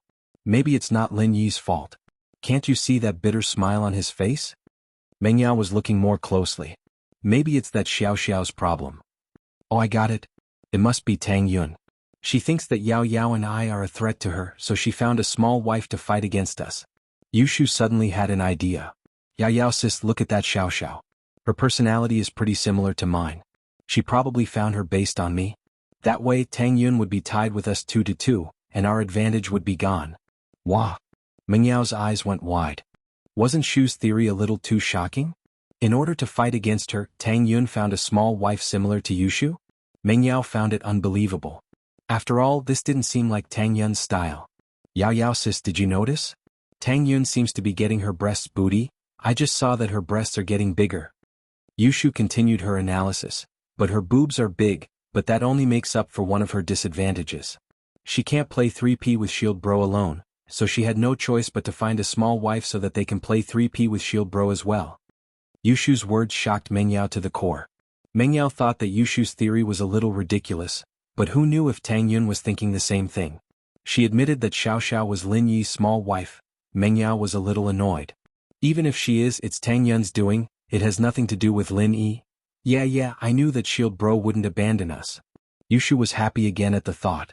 She waved her fist. Yao Yao sis, look. You want to treat Tang Yun better, but how does she treat us? Getting a small wife to fight against us? Why don't we fight her till the end? What does it have to do with us if she finds a few wives for Lin Yi? Meng Yao said faintly. Forget it, Shu. Yushu looked at Meng Yao wanting to say something but didn't. The two went downstairs and got into Falbert's Bentley. Meng Yao told Falbert to go to Chindi Entertainment on the business street. Lin Yi, Tang Yun and Xiao Xiao left the school together. Xiao Xiao, you're driving your own Audi TT? Lin Yi wanted to get Xiao Xiao away from him and discuss a plan with Tang Yun. He wanted to call the miss and explain. He could tell that the miss and Shu were really angry. No, I'll go with you guys. Xiao Xiao shook her head. She didn't want to drive herself. Lin Yi nodded and didn't say anything. He was driving Yushu's Beetle and Xiao Xiao sat in the back, giving the front seat to Tang Yun. Lin Yi found it funny. This Xiao Xiao had the awareness of being a small wife? Although Lin Yi agreed to Qianlong's request, Lin Yi had prepared for the worst-case scenario. He wanted Xiao Xiao to completely fall out with Tang Yun, and Tang Yun would have to endure it silently. But now he didn't know what Tang Yun did, but Xiao Xiao accepted Tang Yun and willingly became a small wife. In the car, Tang Yun wanted to talk to Xiao Xiao about Meng Yao and Yushu, but she wasn't that close with Xiao Xiao. She didn't want to mess things up. In fact, from Tang Yun's perspective, she understood Meng Yao and Yushu very well. As far as they were concerned, even if Lin Yi were to find another girlfriend, it would be the two of them. Now that he found Xiao Xiao, how could they feel good about it? Hopefully, after Lin Yi explained things to them tonight, they would understand her and Xiao Xiao. In front of Chindi KTV, Lin Yi saw Falbert's Bentley. Chapter 999. Chapter 997. Led astray by Xu Mingyao and Yushu, who were in the Bentley, got out of the car as well when they saw Lin Yi. The miss had returned to her usual cold and arrogant self, treating Lin Yi and Tang Yun coldly, just like how she was at the beginning. Lin Yi, go get a room. Meng Yao spoke to Lin Yi as if he was just a follower. Okay. Lin Yi didn't say much, only nodding. However, when Lin Yi and the others were about to enter the KTV, a couple of taxis stopped in front of the KTV, and the people who got out of the taxis were all students from Class 5, including Xie Yufeng. Evidently, Xie Yufeng had chosen this KTV as well. He didn't mean to come to the same KTV with Lin Yi, but Chindi KTV was one of the more luxurious places in Songshan, and it was recommended by his classmates. Truly, one could wear out iron shoes and fruitless search, only to find it by chance. A faint smile appeared on Xie Yufeng's face. He had already given up on interacting with Lin Yi tonight, but the two of them came to the same KTV at the same time. Students, you guys are from Class 5 too, right? You guys look familiar. Xie Yufeng got out of the car and walked towards Lin Yi and the others. Lin Yi saw Xie Yufeng walking towards Meng Yao, but he stopped and stood a meter away from Meng Yao. This Xie Yufeng was a master at the peak of the early phase of mystic class. Lin Yi didn't know where he came from, so he had to be on guard. If he suddenly attacked Meng Yao, Lin Yi would be able to block him in time. At this distance, Lin Yi could stop him before he attacked or even kill him. Yes, what's the matter? Meng Yao didn't want to get involved with them, but she couldn't just ignore them when they came over to greet her. Meng Yao always reminded herself that the daughter of the school board needed to be more mindful of her image. Hee, we're also here to practice singing. Why don't we do it together? It'll be livelier this way. Yufeng glanced at Tang Yun, Xiao Xiao, and Yushu from the corner of his eyes, especially when his gaze landed on Yushu's breasts. An evil light flashed in his eyes. If he could hold it in his hands, it would definitely feel great, right? Tang Yun and Xiao Xiao, both of them were stunning beauties. Thank you, but we don't like crowds. Meng Yao shook her head, rejecting Yufeng's suggestion. We won't hold you guys up any longer, we'll be leaving first. With that, Meng Yao grabbed Yushu's hand and walked towards the KTV entrance. Only then did Lin Yi turn around, not even looking at Yufeng as he escorted Meng Yao and the others into the KTV. Fuck. Yufeng cursed in a low voice. Who the hell are you, acting all high and mighty? I'll get you on top of me sooner or later, make you scream. Yufeng turned around after he was done, returning to his warm smile as he faced the class. Haha, they're not giving you any face, let's go have some fun. The class was thankful that Yufeng invited them to KTV, but out of fear of Lin Yi, no one dared to say anything bad about Lin Yi. He even dared to beat up Pin Liang and Zhou Ruoming. How could they say anything bad about him? Yufeng thought that everyone would respond to his scolding of Lin Yi and Meng Yao, but he didn't expect the silence. He was even more pissed, but he didn't show it on his face. He only whispered to Songming, go check their room number. Songming nodded and went to the service counter to ask for Lin Yi's room number. The staff didn't think much of it. He saw Tang Yun's uniform and Songming's group was wearing the same uniform, so he thought that they were together. He naturally told Songming Lin Yi's room number. Xie Yufeng pretended like he didn't know anything and got a big room before going upstairs with the rest of the class. Lin Yi got a middle room and it was quite spacious for 5 people. Lin Yi didn't know how to sing, so he just sat on the sofa after entering the room. Tang Yun, on the other hand, naturally sat next to Lin Yi. Xiao Xiao, on the other hand, was the first to sit on the other side of Lin Yi. And so Lin Yi was surrounded. Yushu saw this and wasn't happy. "Hey, you're taking my seat." Yushu glared at Xiao Xiao. "Your seat? Where's your seat?" Xiao Xiao curled her lips as she looked at Yushu mockingly. "I'm usually sitting next to Shield Bro," Yushu said. "You said it yourself, it's usually when I'm not here." Xiao Xiao said nonchalantly, "Now that I'm here, of course I'm sitting next to Lin Yi." Shield Bro, look, she's bullying Shu. Yushu looked at Lin Yi, wronged. "You don't like Shu anymore, do you?" "I'm not sitting, you guys sit." Lin Yi stood up helplessly. He really didn't know what to do, he couldn't explain, so he just endured it. "I'm not sitting either, you can have it." Xiao Xiao giggled as she stood up. "I'll sit then, I'll sit." Yushu happily sat in Xiao Xiao's seat. The next moment, Xiao Xiao felt like she'd been tricked. Lin Yi stood up, but he had to sit down eventually. Tang Yun didn't stand up, so wouldn't Lin Yi have to sit next to her later? Wouldn't that mean that Lin Yi would be sitting next to Yushu? With that thought, Xiao Xiao sat in Lin Yi's seat, sitting next to Tang Yun. Yushu was on the other side, but she didn't care. "What song are you guys singing? I'll help you guys order." Lin Yi wasn't too interested in singing, but the song ordering system was simple. Lin Yi only needed one look to know how to do it. Meng Yao saw that Shu and Xiao Xiao were going head-to-head again, and she felt a little helpless. But she was curious. What was going on with this Xiao Xiao? Her instincts told her that Tang Yun wasn't the type of person Shu said she was. Did she really think that she was inferior to her and Shu, that she couldn't have a threesome with Lin Yi, so she got a mistress to make up the numbers? But if she really thought that way, wouldn't she have asked her and Shu to have a threesome? Why would she ask Xiao Xiao? Meng Yao, on the other hand, was startled by her own thought. What kind of nonsense was she thinking about? How could she have such impure thoughts? Yeah. She must have been led astray by Shu. Chapter 1000. Chapter 998, Attentive Xie Yufeng.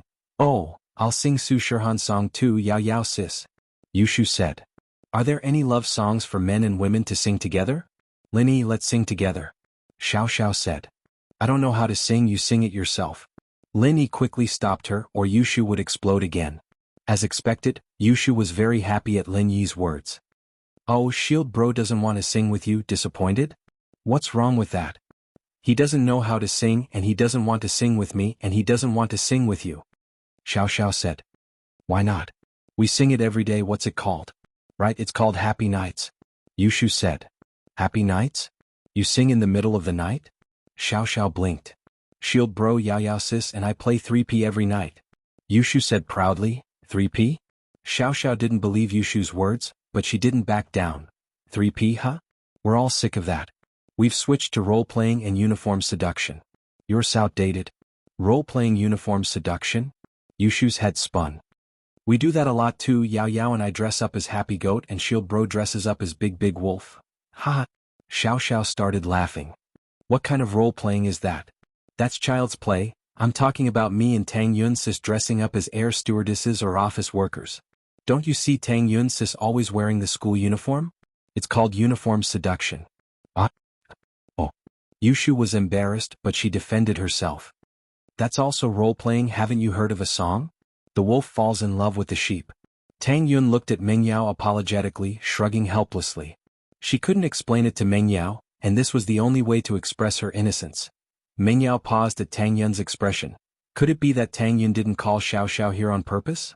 Tang Yun smiled bitterly, and so did Lin Yi. Meng Yao, on the other hand, was a little suspicious. Just how did Xiao Xiao become Lin Yi's small wife? At this time, Su Shirhan's prelude started playing from the speakers. Meng Yao saw that it was her song, so she walked over and picked up the microphone. All right, Shu, stop arguing, I'm going to sing. Yushu nodded. Yushu shut her mouth and ignored Xiao Xiao. Xiao Xiao, on the other hand, didn't know what to say. She shut her mouth and listened to Meng Yao sing. At this moment, the atmosphere in the room calmed down a little. Lin Yi let out a breath of relief, and so did Tang Yun. Xiao Xiao was there, but Meng Yao didn't have stage fright at all. The miss was proud and confident, and she didn't sing in front of outsiders often, but it was undeniable that her voice was very good. She wasn't as good as those professionally trained singers, but the miss had a great voice. She didn't need to mimic anyone at all, Just using her own voice to sing was already very nice. All in all, Lin Yi felt that the Miss voice was very nice. He didn't know if it was Su Shirhan's song or the Miss performance, but this was the first time Lin Yi liked this song. He decided to download it when he got back. The Miss hadn't finished yet, but halfway through, there was a knock on the door. The Miss thought that it was a waiter who came to deliver snacks and fruits, so she didn't pay much attention. She only said to the door during the accompaniment, "Come in." When they first arrived, Lin Yi ordered some snacks casually. The cost of KTV was high, but it wasn't much to Lin Yi. However, the door opened and the person who entered wasn't a waiter but Xie Yufeng. Xie Yufeng pushed the door open and walked in, clapping his hands. "I heard this beautiful voice at the door, it's like the sound of nature. I want to record it and use it as my phone's ringtone." Meng Yao looked at Xie Yufeng faintly, as if the person he was praising wasn't her. She only nodded slightly. "What's the matter? I invited you guys earlier but you didn't come, so I ordered some snacks for you guys. They'll be here soon." Xie Yufeng smiled. "We'll be in the same class from now on. I don't have any other intentions, I just want to get along with everyone." "It's okay, we've already ordered snacks." Meng Yao rejected Xie Yufeng faintly. She didn't know why, but when she saw this Xie Yufeng she felt a sense of familiarity. It made her wary. In fact, when Lin Yi saw Xie Yufeng he felt a sense of familiarity as well, but Lin Yi's attention was drawn to his strength, so he neglected this small detail. After all, a student at the peak of the early phase of the Mystic Division. This shocked Lin Yi. Xie Yufeng didn't say anything else, but turned around and sat beside Yushu. He was prepared to make his move on Yushu first. Looking at her breasts, he couldn't help but want to push her down on his crotch. Xie Yufeng was an extremely lustful person, but he hid it better in front of his father. However, with his strength at the peak of the early phase of the Mystic Division, even if he had 10 women in one night, he wouldn't feel any discomfort. After all, the stamina of a Mystic Division master was shockingly strong, so it wasn't a big deal to go overboard. "Ah, nice to meet you, beautiful lady, Xie Yufeng." Xie Yufeng extended his hand to Yushu elegantly, looking at her with a melancholic smile. "Move your hand away, don't block my view of Yao Yao's singing." Yushu waved her hand impatiently, telling him not to block her. Yushu's words made Xie Yufeng's face stiffen, a hint of annoyance flashing across his eyes, but he hid it well. "Haha, beautiful lady not giving me face? That's embarrassing." Xie Yufeng shrugged, mocking himself. "Stop talking, I'm listening to Yao Yao's singing." Yushu glared at Xie Yufeng, unhappy. "I think he's pretty handsome, why don't you be his mistress? He seems to be interested in you." Xiao Xiao said gloatingly as she watched Yufeng trying to please Yushu. "Why don't you go be his concubine?" Yushu stopped listening to the song and turned her head to rebuke. Chapter 1001. A mistake. "Haha, you must be joking, beauty. Why wouldn't I like you? I'm just afraid that you won't like me, so I didn't say anything." Yufeng didn't know about the conflict between Xiao Xiao and Yushu, and hearing her weird tone, he thought that she was jealous of him talking to Yushu. Yufeng, on the other hand, felt that Xiao Xiao must be interested in him. Since that was the case, he might as well hit on Xiao Xiao first. Her breasts weren't as big as Yushu's, but she was pretty. "Then you're right, I don't like you." Xiao Xiao nodded after hearing Yufeng's words. What? Yufeng froze at Xiao Xiao's words and his face darkened. What did this Xiao Xiao mean? She didn't like him, so what was she talking about? At the thought, Yufeng's heart was filled with a desire to conquer. He'd always been successful with girls, and in Yinjing, everyone knew that he was the young master of House Yu. There were countless girls throwing themselves at him, and even if some of them were pure and didn't take the initiative, he'd still be successful if he made the first move. And so, with Xiao Xiao and Yushu ignoring him, Yufeng felt that it was a challenge. As far as he was concerned, these two girls must have a close relationship with Lin Yi, but with his years of experience, Yushu and Xiao Xiao were still virgins. This made him want to get ahead of them. As far as he was concerned, getting on Lin Yi's girlfriend before Lin Yi would be the same as making him a cuckold. Even if House Yu couldn't do anything to Lin Yi right now, making Lin Yi a cuckold would still feel good. And so, Yufeng smiled, not minding it at all. "Ah, pretty girl, you're quite funny." As Yufeng said that, someone knocked on the door of the room. "Come in," Yufeng said nonchalantly, getting Yushu and Xiao Xiao's looks of disdain at him. But Yufeng didn't mind at all. In the dark room he didn't notice Yushu and Xiao Xiao's expressions at all. He was waiting for the waiter to bring in the snacks and the things he wanted, so his whole attention was on the waiter who came in at the door. "Hello, guests in the private room. These are the fruits and snacks you ordered. Please enjoy." The waiter walked in and placed the fruit platter and snacks on the coffee table. Then he turned around and was about to leave the room. Haha, it's my treat. Come, beauties, try the fruits in this plate. Yufeng waved his hand at Xiao Xiao and Yushu. Because Tang Yun was quite far away and Yufeng's energy was limited, he decided to make his move on Yushu and Xiao Xiao first. As for Tang Yun and Meng Yao, they'd be his sooner or later, so there was no rush. Your treat. Yushu heard Yufeng's words and looked at him with disdain. This is Shield Bro's treat, and you're using someone else's food to treat us? What? Yufeng paused. Shield Bro? Who is it? This is the fruit platter I ordered for you guys before I came and… At that point, Yufeng realized that something wasn't right. Other than the fruit platter and snacks, he'd also asked for flowers. This was a great weapon for hitting on girls, but the waiter didn't bring it in with him. He was in a rush to show off and forgot about this. Now that he thought about it, he realized that something was wrong. Fortunately, there was another knock on the door from outside the private room. Yufeng let out a breath of relief, thinking that the heavens were on his side. He quickly stood up. Come in. This time the waiter brought in what Yufeng had ordered. It was a fruit platter, snacks and 2 bouquets of flowers. Yufeng calmed down when he saw the flowers and quickly walked over to take them. He then turned to Xiao Xiao and Yushu.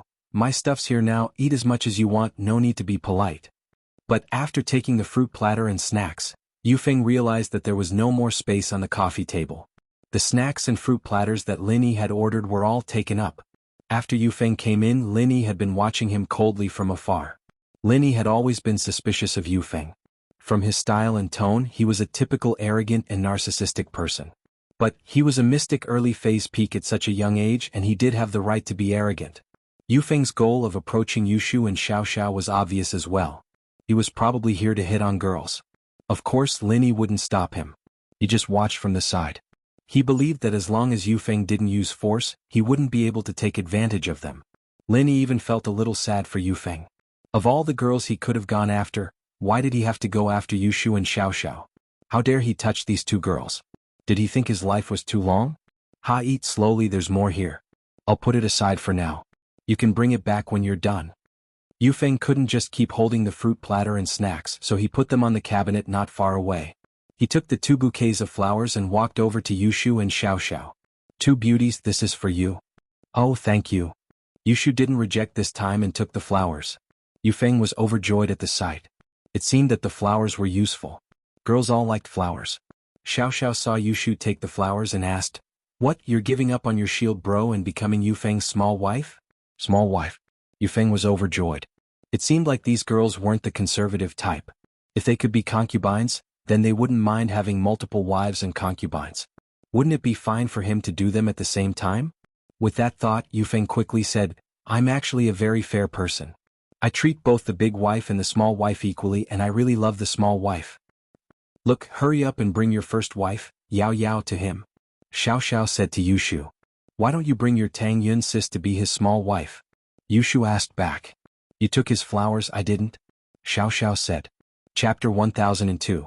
Coincidentally enough. Xiao Xiao frowned and snatched the flowers from Yufeng's hands before running over to Lin Yi, handing it to Lin Yi. Lin Yi, this is for you. Look. Lin Yi could only smile bitterly at the flowers from both Xiao Xiao and Yushu. The reason why Lin Yi didn't kick Yufeng out was because Lin Yi wanted to observe him from the shadows and figure out where he came from. A mystic class master like this suddenly appeared in school, and in his class Lin Yi wouldn't believe it if someone said that he wasn't here for Meng Yao or himself. Secondly, Lin Yi wanted to use Yufeng's disturbance to make Xiao Xiao and Yushu stop fighting for a while. Otherwise, there wouldn't be any peace for the rest of the night. But now it seemed that Lin Yi's judgment was wrong. Xiao Xiao and Yushu actually shifted Yufeng's conflict to him. Lin Yi took Yushu's flowers and Xiao Xiao's, but he didn't hold them for long. Lin Yi gave them to Meng Yao, who was still singing. You sing really well for you? Meng Yao couldn't help but smile when she heard Lin Yi complimenting her singing. She was overjoyed and couldn't help but smile.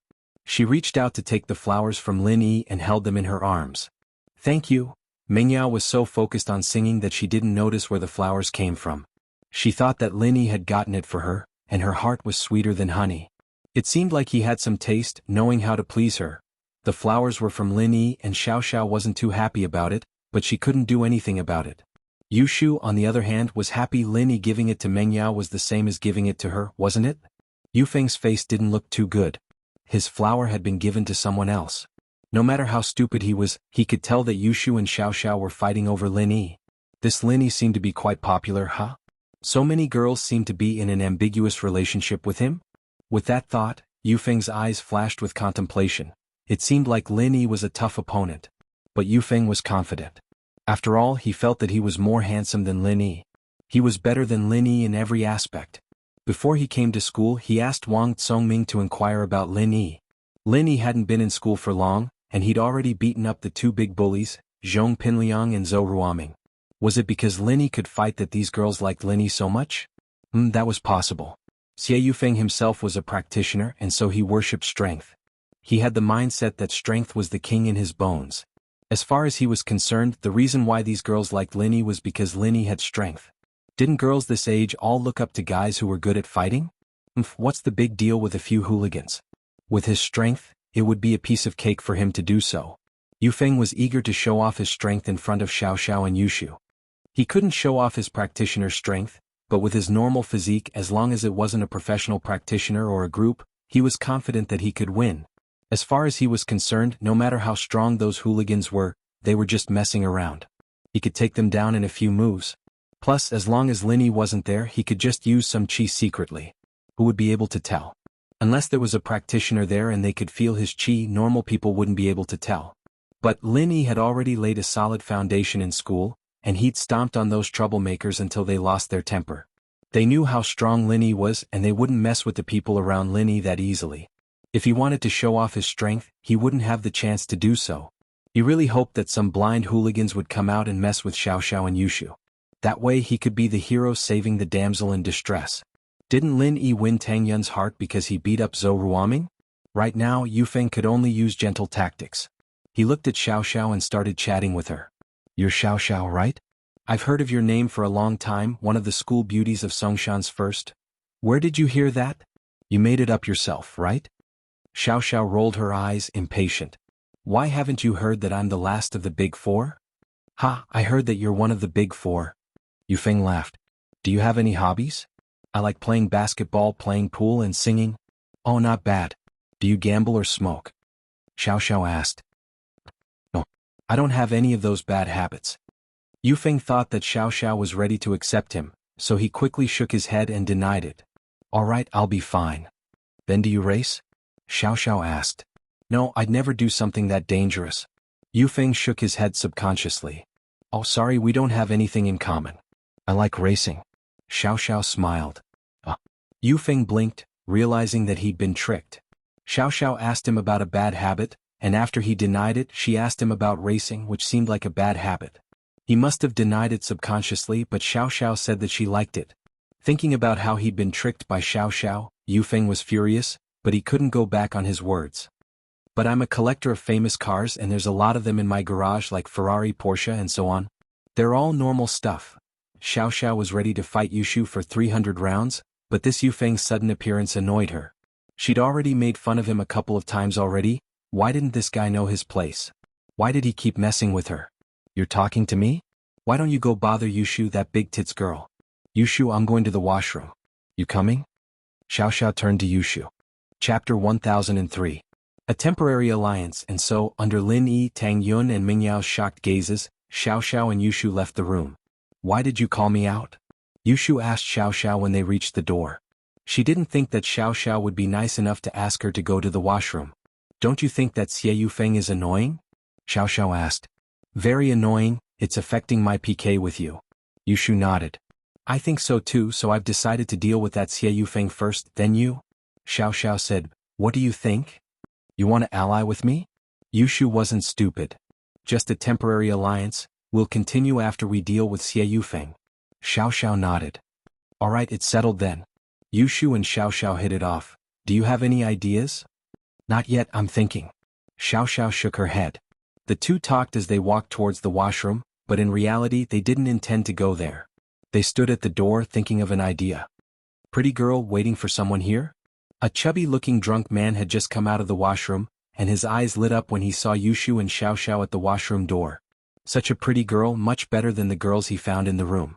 One look and he could tell that she was a pure and innocent student, so he couldn't help but tease her. This man was called Lei Zhenyu, the boss of Tiandi Entertainment City, Zhou Tiandi's guest.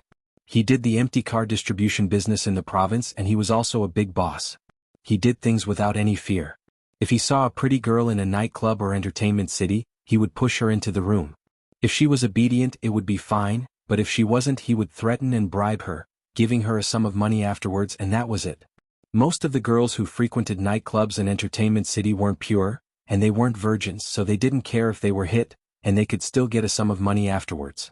They were afraid of Lei Zhenyu's power, so they didn't dare to call the police. Therefore Lei Zhenyu became more and more unscrupulous. The sudden appearance of the storm made Xiao Xiao and Yushu pause. They looked at each other and understood each other's intentions. We came out with another man. I'm sorry we can't accompany you anymore. Xiao Xiao looked at Lei Zhenyu regretfully. Yeah, we want to go with you, but our partner's really strong. You can't afford to mess with him, so we can't go with you. Yushu blinked helplessly as well. After the two of them finished speaking, they looked at each other again. This time there was a sense of mutual appreciation. The two of them really hit it off and thought of the same thing. They all wanted to use this man to deal with Yufeng. When Lei Zhenyu heard Xiao Xiao and Yushu's words, he knew that there was hope. The two girls did not directly refuse, but said that they had a male companion, and that the male companion was very powerful, so he could not let them accompany him. So Lei Zhenyu was overjoyed. He waved his hand and said nonchalantly, "Humph, in this Songshan city who can be more powerful than me, Lei Zhenyu? Others dare to snatch the girl that I like? No way, Lei bro, although we want to accompany you, our partner is very strong." Xiao Xiao shook her head and said with a bitter face. Yeah, he's very strong. Lei bro, you look very strong, but I'm afraid you're not his match. Yushu reminded worriedly. Fuck. Go back and tell him that I, Lei Zhenyu, have taken a liking to you. If he has any complaints, go to Lei bro's good station and look for me, I'll kill him. Lei Zhenyu heard Xiao Xiao and Yushu praising their partner, and he was instantly enraged. We don't dare to, Lei bro, why don't you go back with us and talk about it? Xiao Xiao said. Sure. I'll go back with you guys. Lei Zhenyu was obviously drunk. He didn't consider if there was any conspiracy in Xiao Xiao and Yushu's words. He waved his hand and was about to leave with them. At this time, two men came out from the washroom. One was bald and the other had an aquiline nose. When the two came out, the bald man said to Lei Zhenyu, Lei bro, why are you here? When the bald man saw Xiao Xiao and Yushu, his eyes lit up. He didn't expect Lei bro to be so powerful. He could find two beautiful girls in the washroom. If Lei bro was done with them, wouldn't it be his turn? Oh, these two girls are willing to play with us, but they said that their partner is very strong. I'll go with them to settle it. Lei Zhenyu said casually. Xie Yufeng saw Xiao Xiao and Yushu going to the washroom together. He wanted to go with them too. This was a good opportunity to interact with them alone. Who knows, he might be able to do something to please them. However, Xie Yufeng couldn't go out immediately after Xiao Xiao and Yushu left. It would seem a little too deliberate. He waited for a while and stood up. He pretended to go to the washroom and walked out of the room. However, when he reached the corridor, he saw Xiao Xiao and Yushu being surrounded by three fierce-looking men. Someone was looking for trouble? Xie Yufeng's brain short-circuited. He was so excited that he didn't know what to do. This was a great opportunity given to him by the heavens. Before this, Xie Yufeng didn't have a chance to show off his strength. He didn't expect the opportunity to come so soon. Xie Yufeng really wanted to burn incense for these three. They appeared at the perfect time. Dearest, you guys exist to show off to me. With that thought, Xie Yufeng ran over and asked anxiously, Xiao Xiao Shu, what's wrong? Who are they? Xiao Xiao and Yushu wanted to lure these people into the room and beat Xie Yufeng up. They didn't expect this idiot Xie Yufeng to come out of the room on his own. He was really looking for trouble. The two looked at each other and smiled. This Xie Yufeng really came from the Suicide Squad. Oh, our partner is looking for us. Yushu said nervously, Sorry Lei bro, we have to go back. Lei bro, we have to go back with him. See you next time. Xiao Xiao said to Lei Zhenyu. Chapter 1004. She didn't pretend Lei Zhenyu was delighted to see Yufeng running towards him. Strong with this physique? Kid, are you their man? Lei Zhenyu thought that Feng Xiao Xiao's partner meant her boyfriend, so the moment she opened her mouth, she asked if Xie Yufeng was their man. Yufeng was overjoyed. You have good eyesight, aren't you? Just because of what you said, I'll beat you up a little less. I was planning to cripple you for life, but I'll let you stay in the hospital for half a year. Who are you? Xiao Xiao Shu, is he bothering you? Yufeng didn't deny it and accepted Lei Zhenyu's title. Kid, this is none of your business. Our Lei bro has taken a liking to your girl, you can get lost now. The bald man laughed when he saw Yufeng's reaction. He was a typical pretty boy. This type of guy was good at seducing girls, but he was nothing in a fight. He could beat 3 to 4 of them with a single punch. Xiao Shu, stay back, I'll take care of this. Yufeng was really afraid that the 3 of them would run away the moment they saw him. If that happened, he wouldn't be able to show his strength even if he chased after them. But the 3 of them seemed to be cooperating with him. Not only did they not leave, they even said some annoying things. Yufeng almost laughed out loud. The 3 of you appeared at the right time. But since you're here, cooperate with me. Kid, are you determined not to leave? Lei Zhenyu was taken aback when he saw that Yufeng still dared to stay after seeing the 3 of them. Abandoning your girl and running away, that's the behavior of a coward. Yufeng smiled faintly and said, You 3, if you don't want to spend the rest of your life in a wheelchair, then get lost. Sha. Lei Zhenyu was amused when he heard Yufeng's tone. Kid, are you stupid? Are you threatening me? Why don't you go and find out about my reputation in the underworld? I'm in a hurry to play with them, I don't want to talk to you, and you dare to be so cocky? Alright, cut the bullshit. You 3 come at me together. Yufeng said faintly. If he didn't use his pure qi, Yufeng wouldn't be a match for these 3. After all, Yufeng didn't have a lot of battle experience. He relied on his spiritual strength. But these 3 looked like normal gangsters. Even if Yufeng used his qi, they wouldn't know what was going on. That was why Yufeng dared to say that he wanted the 3 of them to come at him together. Xiao and Yushu, on the other hand, frowned as they looked at each other in disbelief at Yufeng. Yufeng taking the initiative and calmly asking the 3 to attack together. This made Xiao and Yushu a little confused. What did Yufeng rely on? Was he really a master of fighting? If that was the case, then their plan had failed. Not only did they fail to chase Xie Yufeng away, but they also let him be in the limelight. Brother Lei, since this kid wants to die, let's get rid of him first. Baldy glanced at Lei Zhenyu and said, Alright, let's go together and kill him, then go to the private room and play with the girls. Lei Zhenyu nodded. He didn't even put Xie Yufeng in his eyes. He walked towards Xie Yufeng and reached out his hand to pull Xie Yufeng's hair. Get lost. Xie Yufeng spat out a word, scram, and kicked Lei Zhenyu's chest, sending him flying away. Of course, Yufeng only used a little bit of pure qi. He didn't want to cripple Lei Zhenyu directly. That would be too weak. He wanted to torture Lei Zhenyu bit by bit. Only then could he build up his heroic image in front of Yushu and Xiao. If he knocked Lei Zhenyu out in one hit, it would be too boring. Yushu and Xiao didn't know any martial arts. Seeing him defeat his opponent so easily, they wouldn't think that he was strong. After all, there weren't many opportunities for him to show off his strength. So Yufeng had to seize the opportunity to show off his strength in front of Yushu and Xiao. Fuck. This kid is a martial artist. Let's go. Lei Zhenyu's blood rushed to his head from the kick. His chest hurt. He got up from the ground and was furious. He pointed at Yufeng and ordered Baldy an eagle nose. Linny was in the private room. He saw that Yufeng had left the private room and Xiao and Yushu hadn't returned yet. He was worried. Linny didn't know Yufeng's background, so he didn't dare to let his guard down. Although it seemed like Yufeng wanted to pursue Xiao and Yushu, he wouldn't do anything to hurt them. But who knew if there would be any accidents? So Lin Yi waited for Yufeng to leave the private room. He thought for a while and followed him out. He couldn't let Xiao and Yushu leave his sight for too long, especially when there was an unstable factor like Yufeng. Lin Yi came out of the private room and saw Yufeng kicking Lei Zhenyu away. Yushu and Xiao were standing behind him. Lin Yi frowned at this.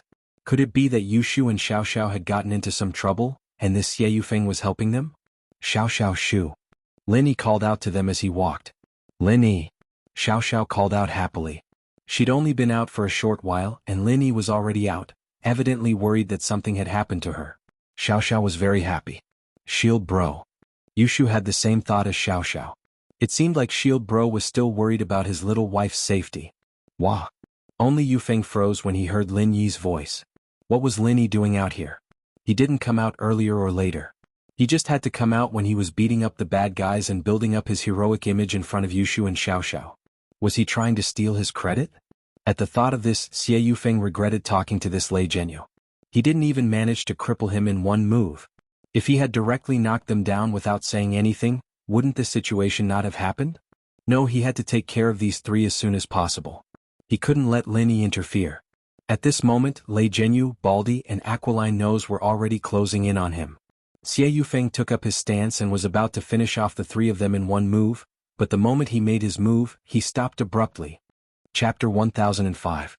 Xie Yufeng, who felt wronged in front of normal people, no matter how much he used his qi, they wouldn't be able to sense anything wrong. But in front of practitioners, as long as there was a fluctuation of qi, they would be able to sense it. Xie Yufeng knew that Lin Yi was also a practitioner. If he used his qi, Lin Yi would be the first to sense his strength. Xie Yufeng jumped in fright. He was lucky. If his strength was exposed on the first day of school transfer, then this trip would be a waste. What would his father think of him? If he couldn't even do such a simple thing, how would he be able to take on important tasks in the future? Thus, Xie Yufeng quickly dispersed the qi he was about to condense. But trouble came again. Without the help of qi, Xie Yufeng was no match for these three people. These three people were gangsters who often fought. Xie Yufeng could deal with one of them, but to fight three at the same time, wasn't it a joke? He wasn't a physical practitioner. Spiritual practitioners relied on qi to fight. Without qi, they were no different from normal people. At most, they would be slightly stronger than normal people. Xie Yufeng was different from Lin Yi. Even if Lin Yi lost the support of qi, he had many years of experience in the battlefield. His skills were many times better than normal people. He also had countless assassination techniques and his body was very agile. Even if it was a fight, as long as the opponent wasn't a physical practitioner, Lin Yi could easily win. But Xie Yufeng couldn't. At this moment he was in a dilemma. Guys, let's forget about today's matter. If you are not satisfied, you can leave your contact information. We will arrange a time to fight again. Xie Yufeng's face changed. In the end, he still said something to save face. Without qi, he had no chance of winning. Fuck, are you stupid? You think we'll forget about it? What happened to your ability to kick people? Didn't you tell us to attack together? Brothers, kill him. Lei Zhenyu heard Xie Yufeng's words and laughed. It seemed like this kid was scared. One should always leave a way out so that they can meet again in the future. Do you insist on fighting today? Yufeng frowned. He felt that it was embarrassing, but he had to speak softly. In front of Lin Yi, he didn't dare to use his true qi. Facing these three people, wouldn't he only be able to take a beating? Escape route? You were the one who told us to attack together. Lei Zhenyu laughed even louder when he saw Yufeng's cowardly look. Kid, why don't you kneel down and kowtow to me 3 times, call me grandpa, then crawl under my crotch and I'll let this go. Ah. Crawl in the crotch. The bald man and the hook-nosed man laughed along. Yufeng's face turned green. He hated Lin Yi to the core. If you have nothing better to do, why don't you just stay in the private room and come out to wander around? He really hoped that Lin Yi would bring Yushu and Xiaoxiao back to the room right now, but Lin Yi seemed to be watching the show, not moving at all. Lin Yi, bring Xiaoxiao and Yushu back to the room, don't hurt them. Yufeng had no choice, he could only say this to Lin Yi, praying that Lin Yi would accept his suggestion. As long as Lin Yi left for a while, Yufeng would be able to use his true qi to cripple these three people. Lin Yi, on the other hand, looked at Yufeng with interest. He was curious, what was this Yufeng trying to do? They were already on the verge of a fight, but he suddenly started to speak softly. What was he trying to do? Plus, Lin Yi could clearly feel that Yufeng wanted to use his true qi, but he didn't. What was he trying to hide? Oh, I'm just a bystander. Lin Yi said faintly, but he didn't have any intention of leaving. Kid, you're still talking nonsense when you're about to die? Yufeng kicked Lei Zhenyu just now, and Lei Zhenyu's chest was still hurting. Seeing that Yufeng was still talking nonsense, he finally lost his patience and raised his leg to kick Yufeng. Yufeng was shocked, he wanted to dodge, but he didn't expect that he would be pinned down by the baldy and the aquiline nose. He thought that even though he couldn't use true qi, he could still rely on his agility. Even if he couldn't beat these three people, he wouldn't be at a disadvantage. As long as he could hold on for a while and wait for the security to come, he would be fine. But he didn't expect the baldy and aquiline nose to block him from both sides, not allowing him to move. The next moment, Yufeng screamed in pain, cold sweat dripping down his forehead. Lei Zhenyu's kick landed on Yufeng's crotch. Kid, aren't you very capable? Aren't you pretending in front of me? I'll cripple you. Lei Zhenyu said as he kicked Yufeng's crotch again, turning him into a shrimp. Yufeng's body was trembling in pain, he wanted to kill Lei Zhenyu with a single palm, but when he thought about how Lin Yi was watching from the side, he could only endure it for the sake of Haosu. Luckily he was a practitioner, his body was stronger than normal people. Although Lei Zhenyu's kicks were painful, they didn't cause any physical damage. If not, Yufeng would have killed himself. Yufeng covered his crotch and squatted down, while Lei Zhenyu, Baldy and the aquiline nose raised their fists and started punching Yufeng. Who asked you to pretend? Aren't you arrogant? How dare you be arrogant in front of me, brother Lei, in Songshan's territory, I'll kill you. Don't you know the boss of this KTV, Zhou Tiandi, is our brother Lei's buddy? Killing you is a piece of cake. Yu Feng, who didn't have any pure energy to protect his body, was beaten into a pig's head by the three of them. Lin Yi, on the other hand, had a playful smile on his face, but he didn't leave. He was still watching Lei Zhenyu and the other two beat Yu Feng up. Now Lin Yi was completely sure that Yu Feng was hiding something. He didn't want to show his strength in front of him, so the reason why Yu Feng transferred schools was suspicious. Lin Yi was 80% sure that Yu Feng was here for him. If not, why would he endure the beating and hide his strength in front of him? But Lin Yi didn't expose him since he wanted to play the game of pretending to be a pig, then continue to pretend to be a pig. Lin Yi was happy to pretend that he didn't know anything. He just stood aside and watched the show. Chapter 1006. Happy Cooperation. Xiao Shu, let's go back, it's too dangerous here. There's a fight going on. Lin Yi ignored Yu Feng's cries. Even if Lin Yi didn't know that he was a mystic early phase peak, Lin Yi would still be happy to see him get beaten up. He didn't know if that Lei Zhenyu's kicks were strong enough. It'd be best if he turned Yu Feng into a eunuch, then he wouldn't be able to pick up girls anymore. But Lin Yi knew that this was a good idea, but it wasn't realistic. Unless he did it himself, even if Yu Feng didn't use his qi, it was impossible for normal people to injure a mystic. Yeah, it's so dangerous, should we call the police? Yushu nodded in agreement. I think we should call the ambulance, I think he'll have to go to the hospital later. Xiao said. Call the police. Yushu went against Xiao instinctively. Call the ambulance. Xiao didn't back down. Call the police. Yushu said. Call the ambulance. Xiao said. Then we won't, Yushu said. Then we won't. Xiao said. Oh, he can just wait to die. Yushu said. Yeah, it's good that he's dead. Xiao said. You didn't want to call the ambulance, did you? Yushu said. You didn't want to call the police, did you? Xiao said. You're so bad. Yushu said. Same here. Xiao said. The two smiled at each other. It was a happy cooperation. Lin Yi's face twitched as he listened to Xiao and Yushu's conversation. This Ye Yufeng was quite unlucky to run into these two little demonesses. And so, Yufeng continued to get beaten up and Lin Yi, Xiao and Yushu walked towards the room. Yufeng's cries were drowned out by the music in the hallway. Go faster, go faster. Yufeng saw that Lin Yi had finally left, and he let out a sigh of relief. He was hoping that Lin Yi would enter the room soon so he could use his pure qi to tear these three into pieces. How dare you treat me like this? I'll let you have a taste of the power of a mystic class master. Yufeng gritted his teeth and thought to himself. Finally, Lin Yi, Xiao and Yushu entered the room, and Yufeng, who was being beaten up, suddenly jumped up from the floor, his body filled with an indescribable aura. This was the aura of a king. He turned his weak position around, becoming a man who looked down on the world. Are you done? Xie Yufeng had the protection of qi, so naturally he could ignore the rain of punches from Lei Zhenyu and the others. He looked at Lei Zhenyu indifferently and asked in disdain. Fuck, you're really asking for a beating? Aren't you happy that you got beaten up?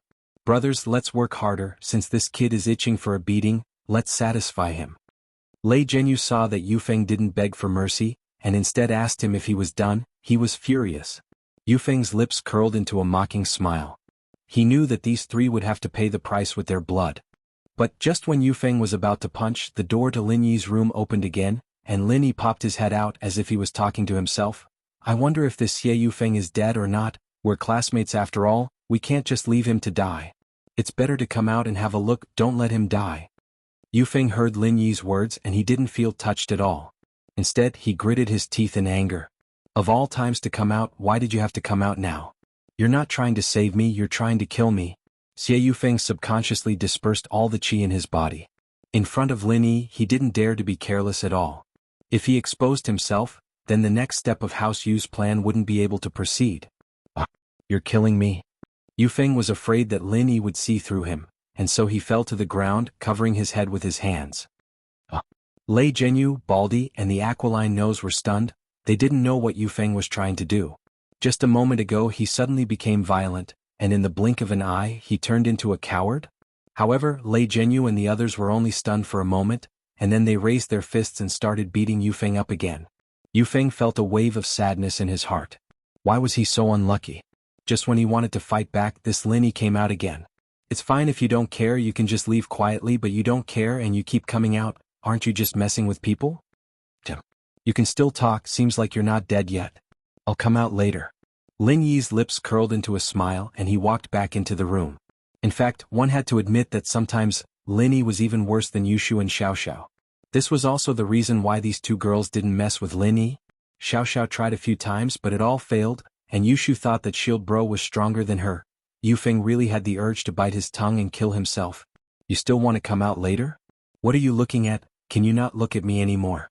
Although Yufeng was praying, he knew that Lin Yi wouldn't do what he prayed, or else he would pray for Lin Yi to kill himself, and House Yu's revenge would be avenged. Fearing that Lin Yi would come out again, Yufeng didn't dare to use his chi anymore.